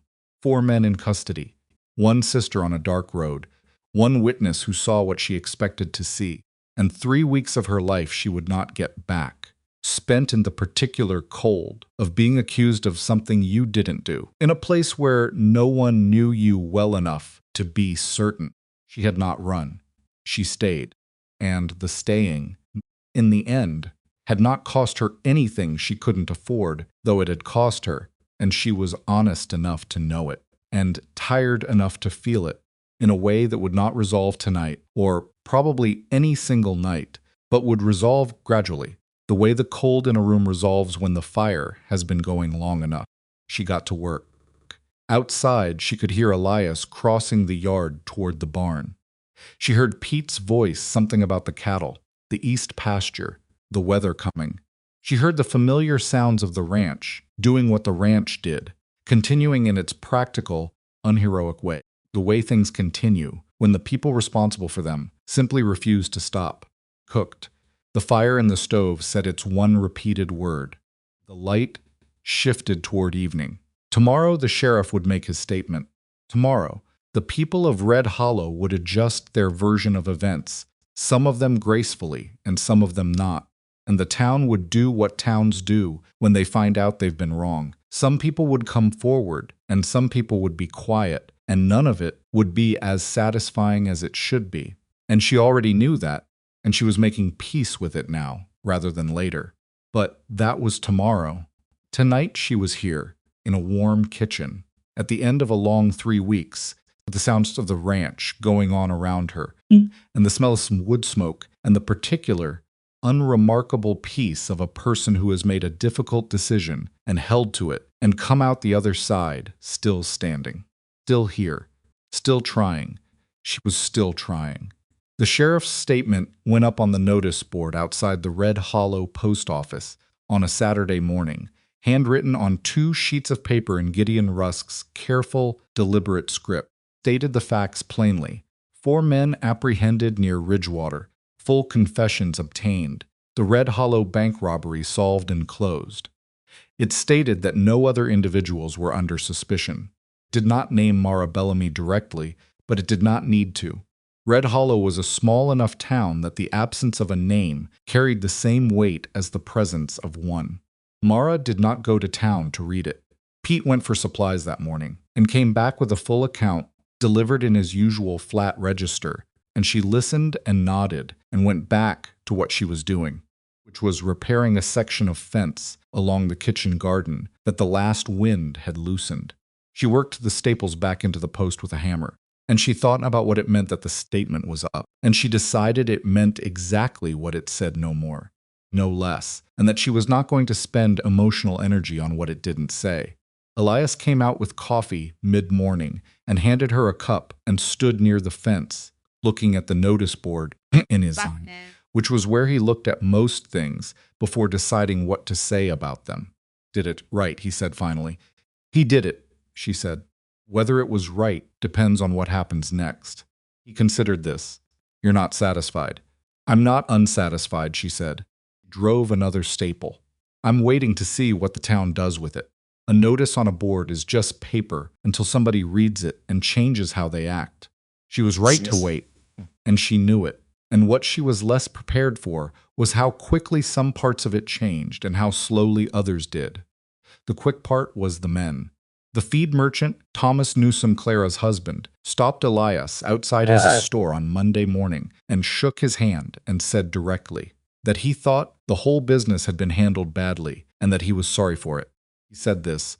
Elias told her later, while Clara Newsom watched from inside the store window without coming out, which told its own particular story about the Newsom household. So the postmaster, Amos Fletcher, nodded to Mara when she came in for her mail on Wednesday, in a way that was different from his previous nodding, less careful, less managed.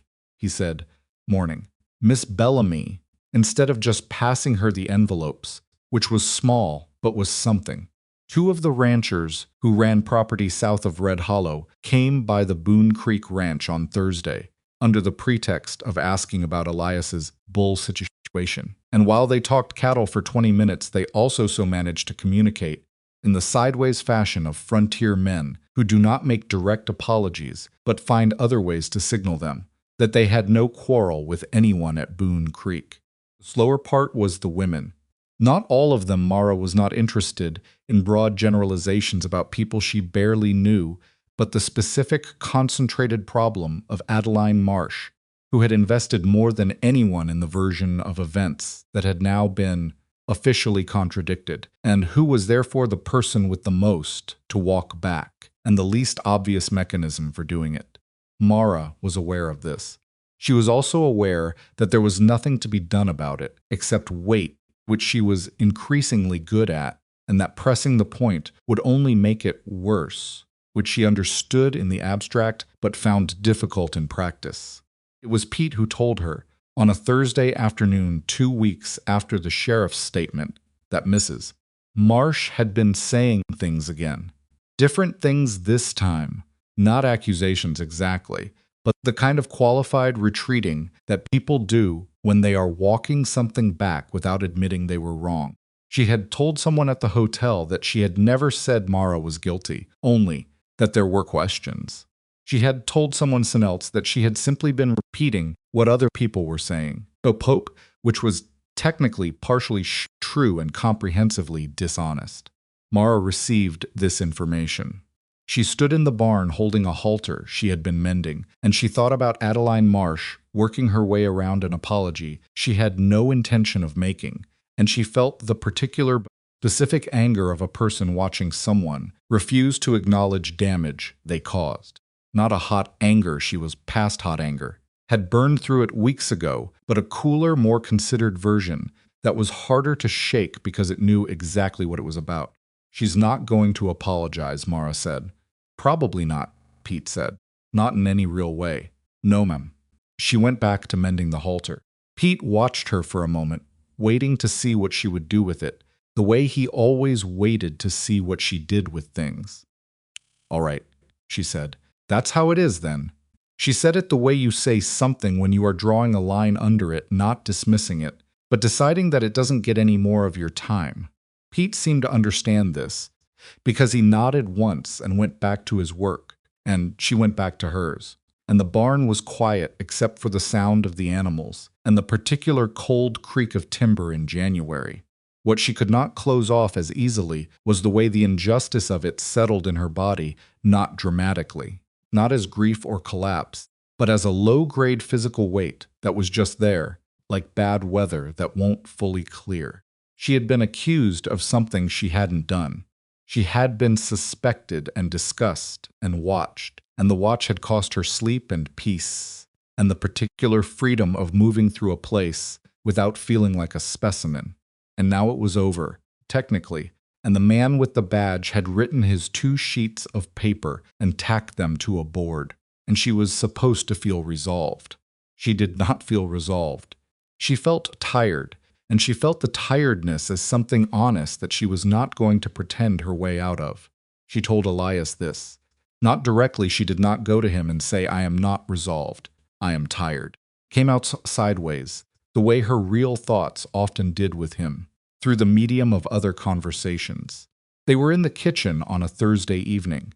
After dinner, when she was doing the accounts she had taken over from the mess of papers, Elias had been keeping in a cigar box, and he was oiling a saddle at the other end of the table, and the stove was going, and the lamp was lit, and it was the kind of evening that had become ordinary, in a way that still caught her off guard sometimes. "The Halverson note is due in March," she said, not looking up from the ledger. "I know," he said, "and the feed bill from December was higher than what you'd budgeted. Bad month for feed. You need to renegotiate the rate with Newsom," she said, "before spring, when everyone else is buying." He said nothing, kept writing. After a moment she said, without planning to, "I keep thinking about what I would have done. They hadn't caught those 4 men." She heard him stop working the saddle. "What do you mean?" he said. "I mean if the confession hadn't come. Case just stayed open. Stayed unresolved." She put the pen down. "What would I have done eventually? Stayed here indefinitely with a cloud over me? Gone somewhere else and started over again?" She paused. "Think about that." "I don't like that I think about it." He was quiet for a moment. "You would have stayed," he said. "You don't know that. You didn't leave. When leaving was the obvious thing," he said. "You wouldn't have left when it was just the hard thing." She thought about 3 in the morning, the coat half on, the valise by the door. She did not tell him she was less certain of this than he was. "What I'm saying," she said instead, "is that the outcome shouldn't be what holds it together. The outcome is the only reason I'm not still suspected. Then the outcome is doing too much work. It shouldn't depend on 4 men getting caught. It should have been enough that I didn't do it." He let that sit for a moment.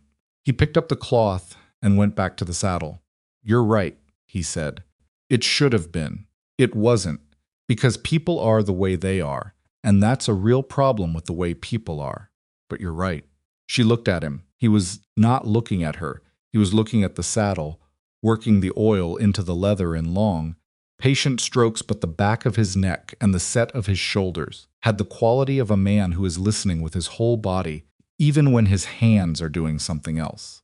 "I don't want to be angry about it forever," she said. "You won't be," he said. "You don't know that either." "No," he agreed.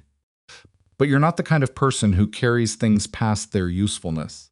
You'd have put it down already if you had anywhere to put it." She thought about this. "I'm putting it in the ledger," she said. He glanced at her. There was something in his expression, not a smile exactly, but the thing that lives next to a smile in a person who doesn't make them often. "Good place for it," he said. She went back to the ledger. He went back to the saddle. The stove said its one word. Outside, the January dark had settled over everything, and the stars that had been there on the night she stood on the cabin step were there again, doing what they always did, which was absolutely nothing about human problems, and yet somehow, unreasonably, helping anyway. Mrs. Adeline Marsh came to the ranch on a Saturday in late January. She did not send word ahead. She simply appeared at the gate on a gray horse that was too good for her to be comfortable riding, wearing her good coat and her second-best hat, and Pete came to find Mara in the barn and said, in his flat way, "Woman at the gate," with an expression that communicated everything else. Mara dried her hands on her work apron. She considered changing out of it. She decided not to. She walked out to the gate and opened it herself, because there was no particular reason to make the woman wait outside in the cold, and she said, "Mrs. Marsh, come in." Adeline Marsh dismounted with some difficulty and handed the reins to Pete, who took them without comment. She was a woman in her mid-50s, broad-shouldered, with the kind of face that had been handsome, and had settled into a commanding arrangement that worked in different ways, depending on the room. Comfortable. Mara sat could see that in the way she held herself, the slight extra rigidity of someone who has rehearsed something and is now encountering the actual person they rehearsed it for, and finding that the actual person is more specific than the rehearsal. Mara brought her into the main house because that was where you brought people and made coffee, because that was what you did. And Elias appeared briefly in the doorway, read the room in about 2 seconds, and went back outside, which was the right decision, and she noted it.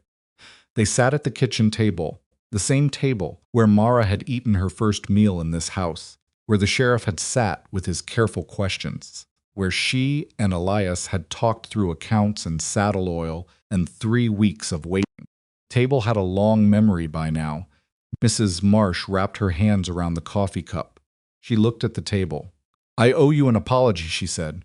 She said it the way people say things they have decided to say, and are now getting through, not easily, not naturally, but not insincerely either. Mara watched her and reserved judgment.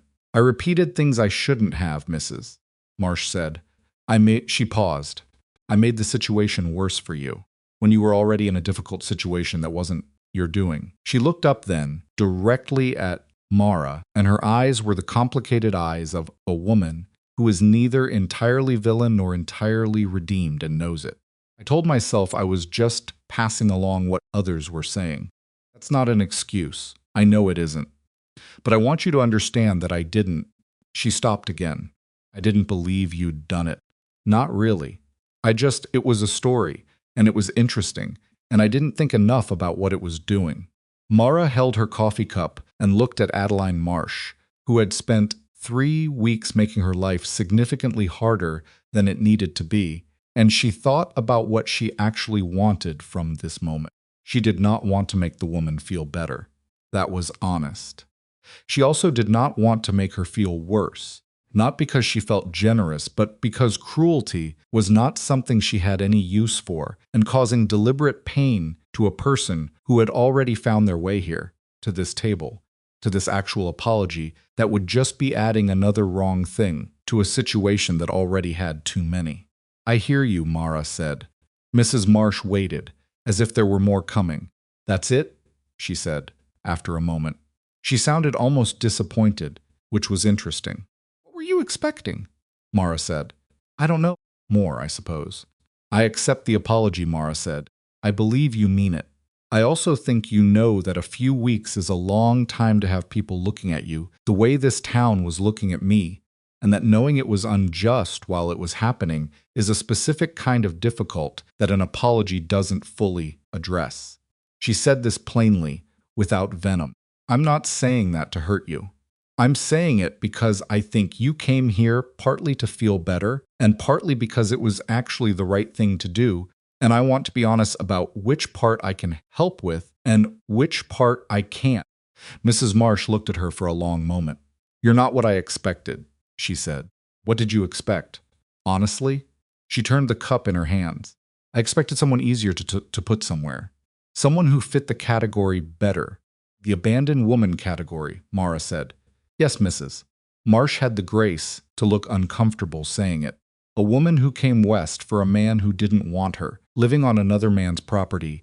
There's a story that goes with that."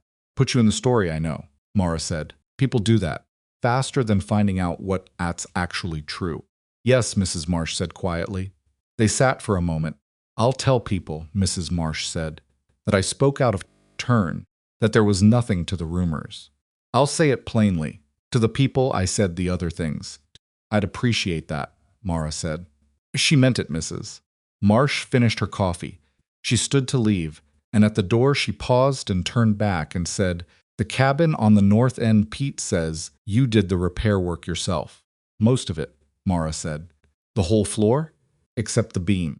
Brace that rather than replace it." Mrs. Marsh looked at her with an expression that was new, that didn't fit into any category Mara had previously assigned to her. It was the expression of a woman recalibrating, which was harder and more honest than most of what had come before it. "That was good work," she said. And then she put her hat on and went out to her 2 good horse and rode back toward Red Hollow and Mara stood in the kitchen doorway watching her go and felt the specific, unresolved feeling of an ending that is not quite clean but is real. Elias appeared around the corner of the barn. He had clearly been there the whole time and had the decency not to pretend otherwise. "Well," he said, "she apologized," Mara said, and I accepted it. She paused. "And I told her the truth about which parts of it I could work with and which I couldn't." Studied her face. "How do you feel?" She thought about it honestly. "Like it helped without fixing it," she said, which is probably what it was ever going to do. He nodded. He understood the difference. She could see that the man who had grown up with the weight of his father's debts and the town's recalibrated version of the Boone family knew something about things that help without fixing. "Fair," he said. "Yes," she said. "It is." February arrived with a cold that was different from January's deeper, more settled, the cold of a season that has fully committed. Cattle required even more attention. Pete's knee had swollen to a point where Mara overrode his protests and made him stay off it for 4 days, taking over his morning rounds herself, which he objected to strenuously on principle, and then accepted with visible relief. The second hired hand, a younger man named Doyle, who spoke rarely and moved efficiently, picked up the slack without being asked, which Mara noted and filed under things to tell Elias when he did the wages. The north cabin's bowed beam held through the worst of the February cold, which she checked on regularly, in the way a person checks on something they have staked their judgment on. It held. She was quietly, privately pleased about this, in a way she didn't share with anyone, because there was no one who would have found it as satisfying as she did. She found herself in February thinking about Caleb Voss less. This was notable because she had been thinking about him at some level. She realized since the moment she understood he wasn't coming.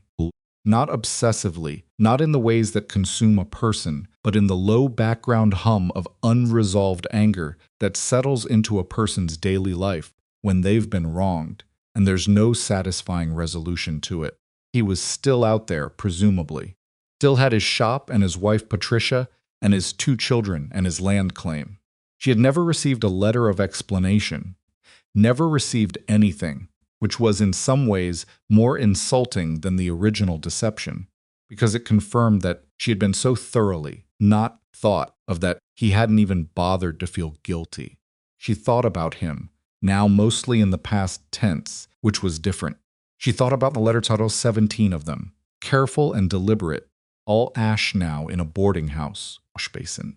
And she thought about the 8 months she had spent believing in a person who did not exist. And she thought about what it had cost her, the savings she had spent on the train ticket, the job she had left, particular non-recoverable investment of belief. She thought about what it had given her instead. Not as a consolation. She was not interested in consolation, which was too often a way of telling people not to be angry about things they have every right to be angry about, but as a fact, a simple accounting of what the ledger actually contained. She was in Montana. She had a cabin she had rebuilt with her own hands. She had work that meant something and was getting better at things she hadn't known she could do. She had Pete's grudging respect, which she valued more than the esteem of most people she'd encountered. She had the slow, developing, cautious thing that was happening with Elias, which she did not know what to call yet, and was not in a rush to name, but which was real in the way that few things in her life before this had been real. She had stayed. When the pressure was direct and the exit was clear and available and arguably sensible, she had stayed. She did not know exactly what that said about her, but she thought it said something she wanted to be true. She was thinking about all of this one afternoon in late February, when she heard a wagon on the road and looked out the cabin window and saw that it was Clara Newsom, alone without her husband, driving a small wagon with a covered basket in the back. Mara watched her come up the road and felt the particular readiness of a person who has dealt with enough unexpected visitors to have developed a kind of preparedness that is not quite suspicion. Clara Newsom was not Adeline Marsh. That was the first thing to say about her. She was younger, quieter, and the thing she had done, speaking to Elias on the road, That overheard conversation had been done out of a genuine, if misguided concern for a man she had known for years, rather than out of the narrative hunger that had driven Adeline Marsh. Mara understood the distinction. She had made it from the beginning. She went out to meet her at the gate. Clara Newsome climbed down from the wagon and said, "Without preamble, I brought preserves. From last summer, I had more than we need." Mara looked at the covered basket in the back. "That's kind of you," she said. "It's not." Clara stopped. She was a woman who chose her words carefully, and she was choosing them now. "It's partly kind. It's also partly because I said something to Elias Boone on the road in January that I shouldn't have said, not the way I said it. What you said was that I was a liability to him," Mara said. Clara Newsome did not flinch. "Yes," she said. "That's what I said. And the preserves are the apology." "The preserves are part of the apology," Clara said. "The other part is what I'm saying right now, which is that I was wrong. Not about being concerned for Elias. I've known him since we were young, and I was worried about how the situation was affecting his standing, and that concern was real. But you weren't." She paused. "You weren't the problem I was describing you as, and I should have kept my concern between myself and my husband rather than taking it to him in the way that I did." Mara looked at her. Clara Newsome met her eyes with the steady, slightly uncomfortable directness of a person making an honest accounting. "Come inside," Mara said. "I'll make coffee." Clara hesitated. "I don't want to." "I know you don't want to impose," Mara said. "Come inside anyway." They sat in the north cabin, not the main house, because Mara had thought about it for the 2 seconds it took to make the decision, and concluded that, if she was going to let Clara Newsome in, she would let her into the place that was actually hers. The braced beam was visible in the back room. The window she'd reglazed let in the pale February light. The floor creaked in its particular place, third plank from the door. Clara Newsome looked around the cabin with an expression that Mara recognized, the expression of someone recalibrating against what they expected to find. She had expected, probably, something provisional, something that looked like a temporary arrangement. What she found instead was a cabin that had been worked on and made useful and inhabited by a woman who had every intention of staying. "You fix this yourself," Clara said. "Most of it," Mara said. She was aware this was becoming a repeated conversation, and that each time it had the same function, giving people a physical, concrete thing to look at when the person in front of them wasn't fitting the category they'd been placed in. "Thomas said," Clara paused. "My husband said you knew how to keep accounts, that Elias mentioned it." "I kept books for a seamstress operation in Ohio," Mara said. "Why?" "We've been looking for someone to do the feed store books," Clara said. "The woman who was doing them left in October. Thomas has been managing it himself, and She pressed her lips together in the way of a wife being diplomatic. "He's not gifted at it." Mara poured the coffee and set the cups down and sat across from Clara Newsome at the small table. "Are you offering me work?" she said. "I'm asking if you'd be interested in being offered it," Clara said. "There's a difference." There was. It was a careful distinction, and Mara respected it. "Tell me what it involves," she said. Clara told her. Monthly books, quarterly reconciliation. Nothing more complicated than what Mara had done in Ohio, but requiring regularity and discretion. The pay was modest but fair. The work would require trips to town once or twice a month. Mara thought about it. She thought about what it meant to have regular, paid work that was hers alone, separate from the ranch arrangement. She thought about what it meant to be asked by a woman who had 6 weeks ago been part of the machinery of her difficulty. She thought about the difference between forgiveness and trust, which were not the same thing, and which developed on different timelines. "I'll think about it," she said. Clara nodded. She seemed to have expected nothing less, and the expectation seemed to cost her something, and she accepted that cost without complaint. When she left, taking the empty coffee cups to the basin, Mara put one of the jars of Clara's preserves on the shelf above the stove. Plum preserves, dark and dense. She looked at it for a moment and thought about the complicated texture of being wronged by people who are not quite villains, who are just ordinary, which is sometimes worse. because ordinariness doesn't provide the clean narrative of having been defeated by something clear and nameable.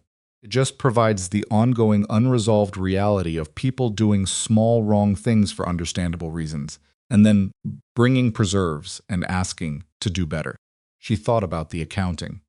She thought about what she was willing to deposit back into these particular ledgers and what she was not, and where the line was, and whether the line was in the right place. She decided to take the bookkeeping work, not because Clara Newsome had earned it, exactly, but because Mara Bellamy had, and the work was good work, and she was not going to decline useful things out of a pride that would only punish herself. She told Elias at dinner. Clara Newsome offered me bookkeeping work at the feed store, she said. I'm going to take it. He was quiet for a moment. Because of the work or because of Clara? Because of the work, she said. Clara's a separate matter. He accepted this. When do you start? End of the month, she said. After I've finished the quarterly ledger here. He nodded. He ate. Then he said, How's the quarterly ledger looking? Better than last year, she said. The feed costs are still high, but the cattle loss over winter was lower than the previous 2 seasons. The Halverson note gets paid on time in March. You'll end the quarter ahead. He looked at the ceiling briefly, the way a man looks when numbers he had been worried about turn out to be less worrying than expected. You're sure? He said. I'm sure, she said. He nodded once, the specific nod she had learned to recognize as his version of extensive relief. She went back to her meal. Outside, February was doing its sustained, determined work on the valley, packing the cold deeper into the ground, spending itself in the particular extravagance of a season that doesn't know it's almost over. The nights were still very long. The mornings were still very dark.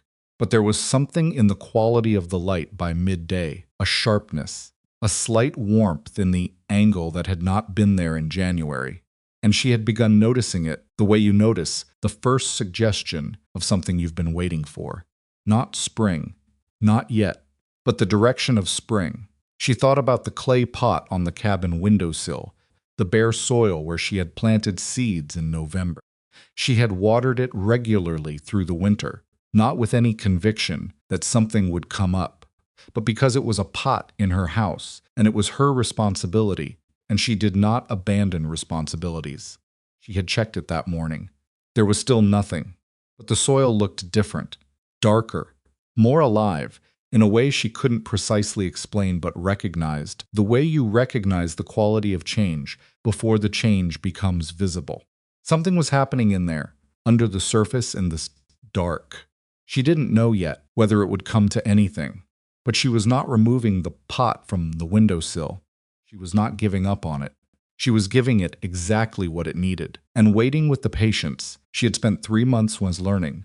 The patience that was less about temperament and more about deciding over and over says that the thing you were waiting for was worth the waiting. February. March arrived 4 days after the Halverson note came in, on time paid in full, no dispute, clean resolution to one of the ranch's 3-year-old complications that Elias had apparently been managing with the careful stoicism of a man who had decided not to show anyone how heavy a thing it was. He paid Pete and Doyle their wages that week without the slight hesitation that Mara had noticed in previous months. The fractional pause of a man calculating before he signed. Pause was gone. She noticed its absence, the way you notice the absence of a sound you've gotten used to. She started the bookkeeping work at Newsome's feed store in the first week of March. Thomas Newsome was a man with many qualities, including the rare quality of complete and total comfort with being bad at something when there was a better person available to do it instead. He handed her the cigar box. Of course, it was a cigar box, she thought. Men in this territory kept all their important papers in cigar boxes and explained his system, which was not a system, but a series of good intentions that had not been executed consistently, and she looked at it and told him it would take 3 sessions to bring current and 1 session per month. Thereafter, and he said that sounded fine, and they shook hands. Clara brought coffee the first day without being asked. She did not hover. She left the coffee and went back to what she was doing, which was the right instinct, and Mara noticed it. The work was not complicated, but it was real, the kind of thing she was good at, that engaged the particular part of her mind that liked order and accuracy, and the small satisfaction of a column that adds up correctly. She liked the feed store too, she discovered, in the way you sometimes like a place that has been the site of difficulty, once you've gotten past the difficulty and can see it for what it actually is. It smelled like grain and leather, and the particular dry cold of a Montana March, and the men who came in and out talked about their cattle and their fences and their weather, with the blunt practicality of people who had no interest in performance. And she found it easier than she expected to simply be there, simply be a person doing work, without the charged awareness of being watched that had followed her through every public space since October. Not everyone was comfortable with her. She was honest about this. There were people in Red Hollow who had known the previous version of the story too long to simply reset, and some of them would probably carry the residue of it for years. Could not do anything about that except continue being herself and let time do what time does, which was slow and frequently unsatisfying. She was coming out of the feed store on a Thursday afternoon in mid-March, her work done for the day, when she heard her name. Miss Bellamy. She turned. The woman standing on the boardwalk was someone she did not immediately place late 30s, a dark coat she had obviously had for a long time, a face that was not unkind but was carrying something. "I'm Ruth Halverson," the woman said. Mara understood immediately. Ruth Halverson. The wife or widow. She wasn't sure of the husband's status of the man whose note had just come current. One of the ranch's 3-year-old complications, made human. "Mrs. Halverson," she said.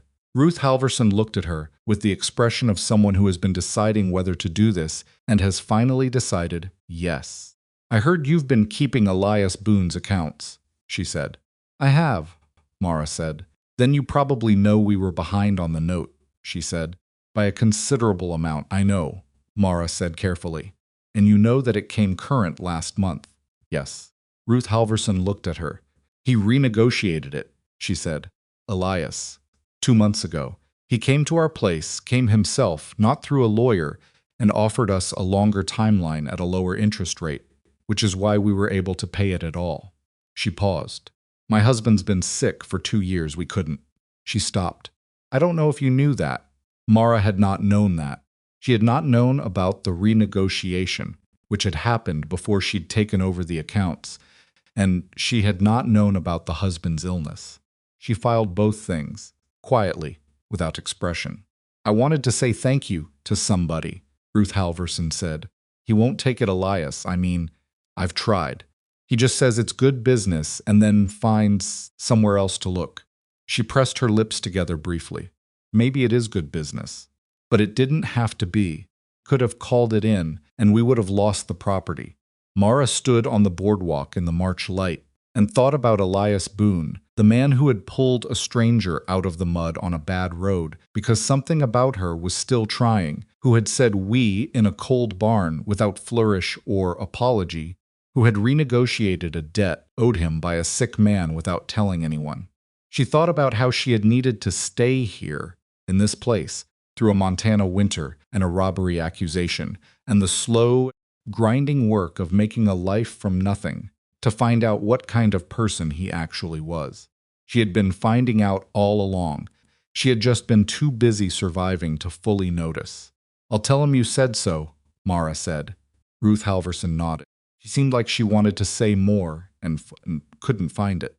She turned and walked back up the boardwalk, and Mara watched her go, and then she to where her horse was tied, and mounted up for the ride back to Boone Creek, and the March sky was pale and huge above her, and the road was beginning, just beginning, to soften with the first real suggestion of melt. She told him that evening. Not immediately. She waited until after dinner, until Pete and Doyle had gone to the bunkhouse, and the kitchen was quiet, and she told him what Ruth Halverson had said, plainly and completely, the way she told him most things. He listened. He looked at the table. "It was good business," he said. "Ruth Halverson doesn't think so," Mara said. "And neither do I." Quiet. You renegotiated the note and didn't tell me, she said. It was before you were doing the accounts. I'm not criticizing the accounting, she said. I'm saying you did a generous thing and then hid it in the category of good business, so you didn't have to own it as a generous thing. He said nothing for a moment. He turned his coffee cup in his hands. Her husband's sick, he said. They've got 2 daughters. I know, she said. It didn't seem like a thing to call in. No, she said, it didn't. She looked at him across the table. Elias. He looked up. You're not as hard as you think you are, she said. He held her gaze for a moment. Something moved across his face, not defensiveness. Not embarrassment exactly, but something rawer than either. The look of a man who has been seen clearly and is deciding what to do about it. I've been told that before, he said. By who? My mother, he said. Mostly. She held back whatever expression wanted to reach her face. She was right, she said. He looked at his coffee cup. She usually was, he said. The kitchen was quiet. Fire was burning down. Outside, the March dark had the quality of a season at its turning point, still cold, but no longer the absolute cold of 2 months ago, carrying something new in it that was not warmth yet, but was the direction of warmth. In the north cabin, on the windowsill, in the clay pot, with the bare soil that had been bare since November, something had been happening for weeks in the dark under the surface. She had checked it that morning. There was still nothing visible, but tomorrow there would be. It came up on a Tuesday. She almost missed it. She had checked the pot that morning, the way she checked it every morning, quickly, without expectation, the glance of a person who has learned not to want too much from any particular day. But something made her look again, and she leaned closer to the windowsill in the early March light, and there it was, a single green shoot, thin as a thread, pushing up through the bare soil with the particular determination of something that has been working toward this moment for a long time underground. She stood there, looking at it for longer than she meant to. Then she put her coat on and went to help with the cattle, because the cattle did not care about shoots or moments, or the specific feeling of seeing a thing you had nearly stopped believing in finally arrive. She told Elias that evening. She did not make a production of it. She said, something came up in the pot, and he said, which pot? And she said, the one from November. And he was quiet for a moment, and then he said, good, in the voice he used when something mattered more than he intended to show. She understood that voice by now. She had learned the whole register of him over these months, the careful economy of a man who had lived alone long enough that every word had become load-bearing. Said because it needed saying and not for any other reason. Spring came to the Montana Valley the way it always does, not gently, not all at once, but in argument with winter, advancing and retreating, warm days followed by hard frosts, mud followed by brief clean cold, followed by mud again. It was not the soft unfolding of seasons she remembered from Ohio. It was more contested than that, more physical, and she found she preferred it. Easy springs had always seemed to her a little dishonest, as if the world was trying to pretend that the hard months hadn't happened. These months had happened, all of them. She was not going to pretend otherwise. Kitchen garden she had staked out in the snow became, by April, a real thing turned earth and seed rows, and the first tentative green of things that had decided to try. She was not a talented gardener. She had learned what she knew from a neighbor in Ohio who had more patience than she did, and she made mistakes and corrected them and made different mistakes. And Pete watched from a respectful distance and occasionally said something useful without being asked. The garden was imperfect and partially wrong in its layout, and she was going to get better food from it than she deserved. Probably, which was how most worthwhile things worked. The north cabin was hers in every sense that mattered. She had stopped thinking of it as borrowed space or provisional arrangement somewhere in February, and the stopping had been so gradual she hadn't noticed it happening until it was already done. Kept her books there, and her sewing, and the letters from her sister in Ohio, which had become. Since she'd written a full account of the winter's events, more frequent and slightly warmer, as if difficulty had given her sister something real to respond to. She was doing the feed store accounts one afternoon in late April when she found herself thinking about Caleb Voss. Not with anger. The anger had burned down to something smaller and more manageable over the winter. The way a big fire burns down to coals that are actually more useful for sustained heat than the original blaze. What she felt now, turning his name over in her mind, was something closer to a cool assessment. She thought about the 17 letters. She thought about what she had believed and why she had believed it, and whether the believing had been stupidity or simply the normal human willingness to trust when trust is offered. She decided it was the second. She had not been stupid. She had been a person doing what people do, extending faith to someone who presented themselves as worthy of it. And he had been a person doing what certain people do, which is take what they need from that faith without any intention of honoring the exchange. Failure was his.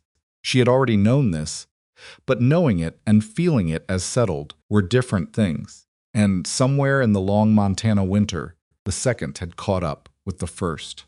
Thought, his lie brought me here. She sat with that for a moment, turned it over. Not as consolation, she had already decided. She was not interested in consolation, which too often asks a person to be grateful for the wound because of what grew from it. The wound was real. The cost was real. 8 months of letters and a train ticket, and a 4-hour wait on a depot platform, and 3 weeks of a town deciding she was guilty before it knew anything those were real. And she was not going to make them smaller than they were by folding them into a tidy redemption arc. The fact was also real. His lie had brought her here, to this desk, to this valley, to a cabin she had rebuilt with her own hands, to work that was hers, and a life that was being built by her, rather than waiting to be handed to her by someone else's promise. She had not found this life. She had made it, from poor materials, in difficult conditions, imperfectly. It was the best life she had ever had. She closed the ledger and walked back to the ranch in the late afternoon light, and the valley was doing what Montana valleys do in April, turning green in the places where the creek ran, cottonwoods putting out their first leaves, the fields opening up after the long winter. It was not beautiful in the way that easy places are beautiful. It was beautiful the way a thing is beautiful when you know exactly what it cost. She found Elias at the barn. He was working on the hinge of the big door, the one that had been stiff all winter, and he did not look up when she walked in, but he registered her presence the way he always did, a slight shift in his posture, a change in the quality of his attention. "How are the Newsom books?" he said. "Current," she said. "Thomas paid a vendor twice in February and didn't notice." "I noticed." "Did you tell him?" I told Clara. It seemed kinder. He made a sound that was not quite a laugh, but lived in the same neighborhood. She leaned against the barn door frame and watched him work the hinge. "I've been thinking about Caleb Voss," she said. He stopped. He turned to look at her, and his face had the particular quality of a man who is listening carefully and not going to interrupt. "I'm not angry at him anymore," she said, "not in the way I was. I'm not forgiving him. I want to be clear about that. What he did was a calculated, selfish thing, and I don't feel the need to make it smaller than it was." She paused. "But I've stopped wondering why he did it. I understand why he did it. People take what they want when they think they can get away with it. That's not mysterious. That's just true." Elias was quiet. "What I've been thinking," she said, "is that I came here because of a lie, and I stayed because of something true. And I don't know how to feel about those two things existing in the same sentence, but I think I have to let them." He looked at her for a long moment. He put the wrench down on the workbench beside her. "Mara," he said. "What?" He came toward her not quickly, because he didn't do anything quickly, but with the deliberate quality of a man who has decided on a direction and is not changing course. He stopped in front of her, close enough that she could see the winter in his face, the lines of it, the weathering, the particular tiredness of a man who had spent many years being careful about the wrong things. "I need to say something," he said. "All right," she said. "I'm not good at this," he said. "I want to say that first. I don't do this naturally, and I'm probably going to say it wrong, and I'd appreciate it if you'd hear what I mean rather than exactly what I say." "I always hear what you mean," she said. "That's not a new offer." He looked at her. Something in his face shifted that rawness she had seen before, when she had told him he wasn't as hard as he thought he was. "You changed this place," he said. "Not the cabin, or the garden, or the accounts, though, all of that. But I mean," he stopped. He tried again. "I was living here like a man waiting for something to go wrong. The thing that was going to end it was already on its way, and there wasn't any point in being in the middle of things rather than just getting through them. And you came along and you were so." He stopped again. "Say it," she said quietly. "Stubborn," he said. "You were so stubborn about staying when staying was hard. About not running when running would have been easy. About fixing things rather than just deciding they couldn't be fixed." He looked at her steadily. "You made it impossible to keep doing what I was doing, which was nothing, which was just waiting to be done." She did not look away. "That's the nicest thing anyone has ever said to me by calling me stubborn," she said. "I meant it as a compliment," he said. "I know you did," she said. He reached out and took her hand. Not dramatically, he did nothing dramatically. It was one of the things she had come to rely on about him. He just took her hand the way you take hold of something you've decided not to let go of, his large, workra hand closing around hers with a steadiness that was completely, entirely him. She looked at their hands. She thought about a depot platform in Billings in October, 4 hours of waiting, the particular silence of being abandoned in a public place. She thought about a muddy road and a wagon pulling past and then stopping, and a man climbing down in the rain and putting his hand down and waiting, without pressure, for her to take it. She had taken it then because she had no other option. She was taking it now because she wanted to. That was the difference. That was, she thought, the whole story. There are people in this world who will make you promises in beautiful language and deliver nothing. And there are people who will say almost nothing, who will simply show up on a bad road in a rainstorm and pull you out of the mud and give you a dry room and a fair arrangement and stay beside you when staying costs them something real. The world does not always make it easy to tell the difference. The world, in fact, sometimes seems designed to make it as hard as possible to dress the Caleb Voses in careful letters and good intentions, and everything that looks like the real thing from the outside. The real thing has a weight to it that the imitation doesn't. It holds when you push on it. It shows up at 3 in the morning without being asked and stands on the porch in the cold, for reasons it doesn't explain, because some things don't need explaining. It renegotiates a debt for a sick man's family and calls it good business, puts its hand down in the mud and waits. Mara Bellamy had walked 40 miles in bad shoes in a rainstorm because a man she trusted hadn't come. She had arrived with a valise and nothing else, and she had turned a derelict cabin into a home, and she had faced down a town's suspicion without breaking, and she had stayed when staying was the harder choice every single time. She was not finished. There would be more hard winters, more stubborn problems, more repairs that didn't go right the first time. The bowed beam in the back room was still bowed. The garden was still mostly wrong. Pete's knee would bother him every February for the rest of his working life, and there was nothing to be done about it. None of this was going to resolve into ease. That was not what this life was going to be. But it was going to be real. It was going to be hers.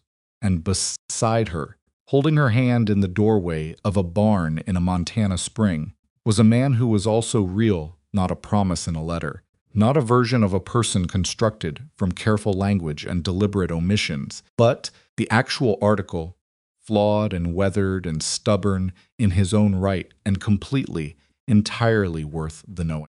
That evening she went back to the north cabin and opened her old valise, the one she had carried from Ohio to Billings to a muddy road to here, and she looked at what was inside it. A few small things. The letter from her sister, a spool of thread. The empty space where 17 letters used to be.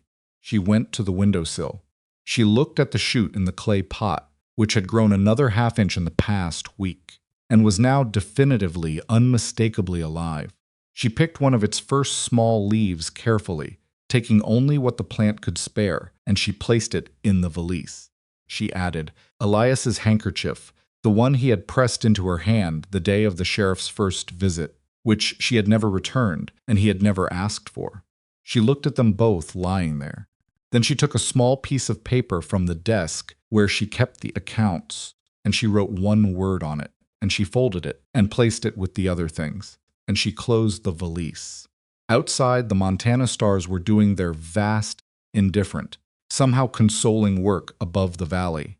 Cottonwoods along the creek were in full leaf. Cattle were settled.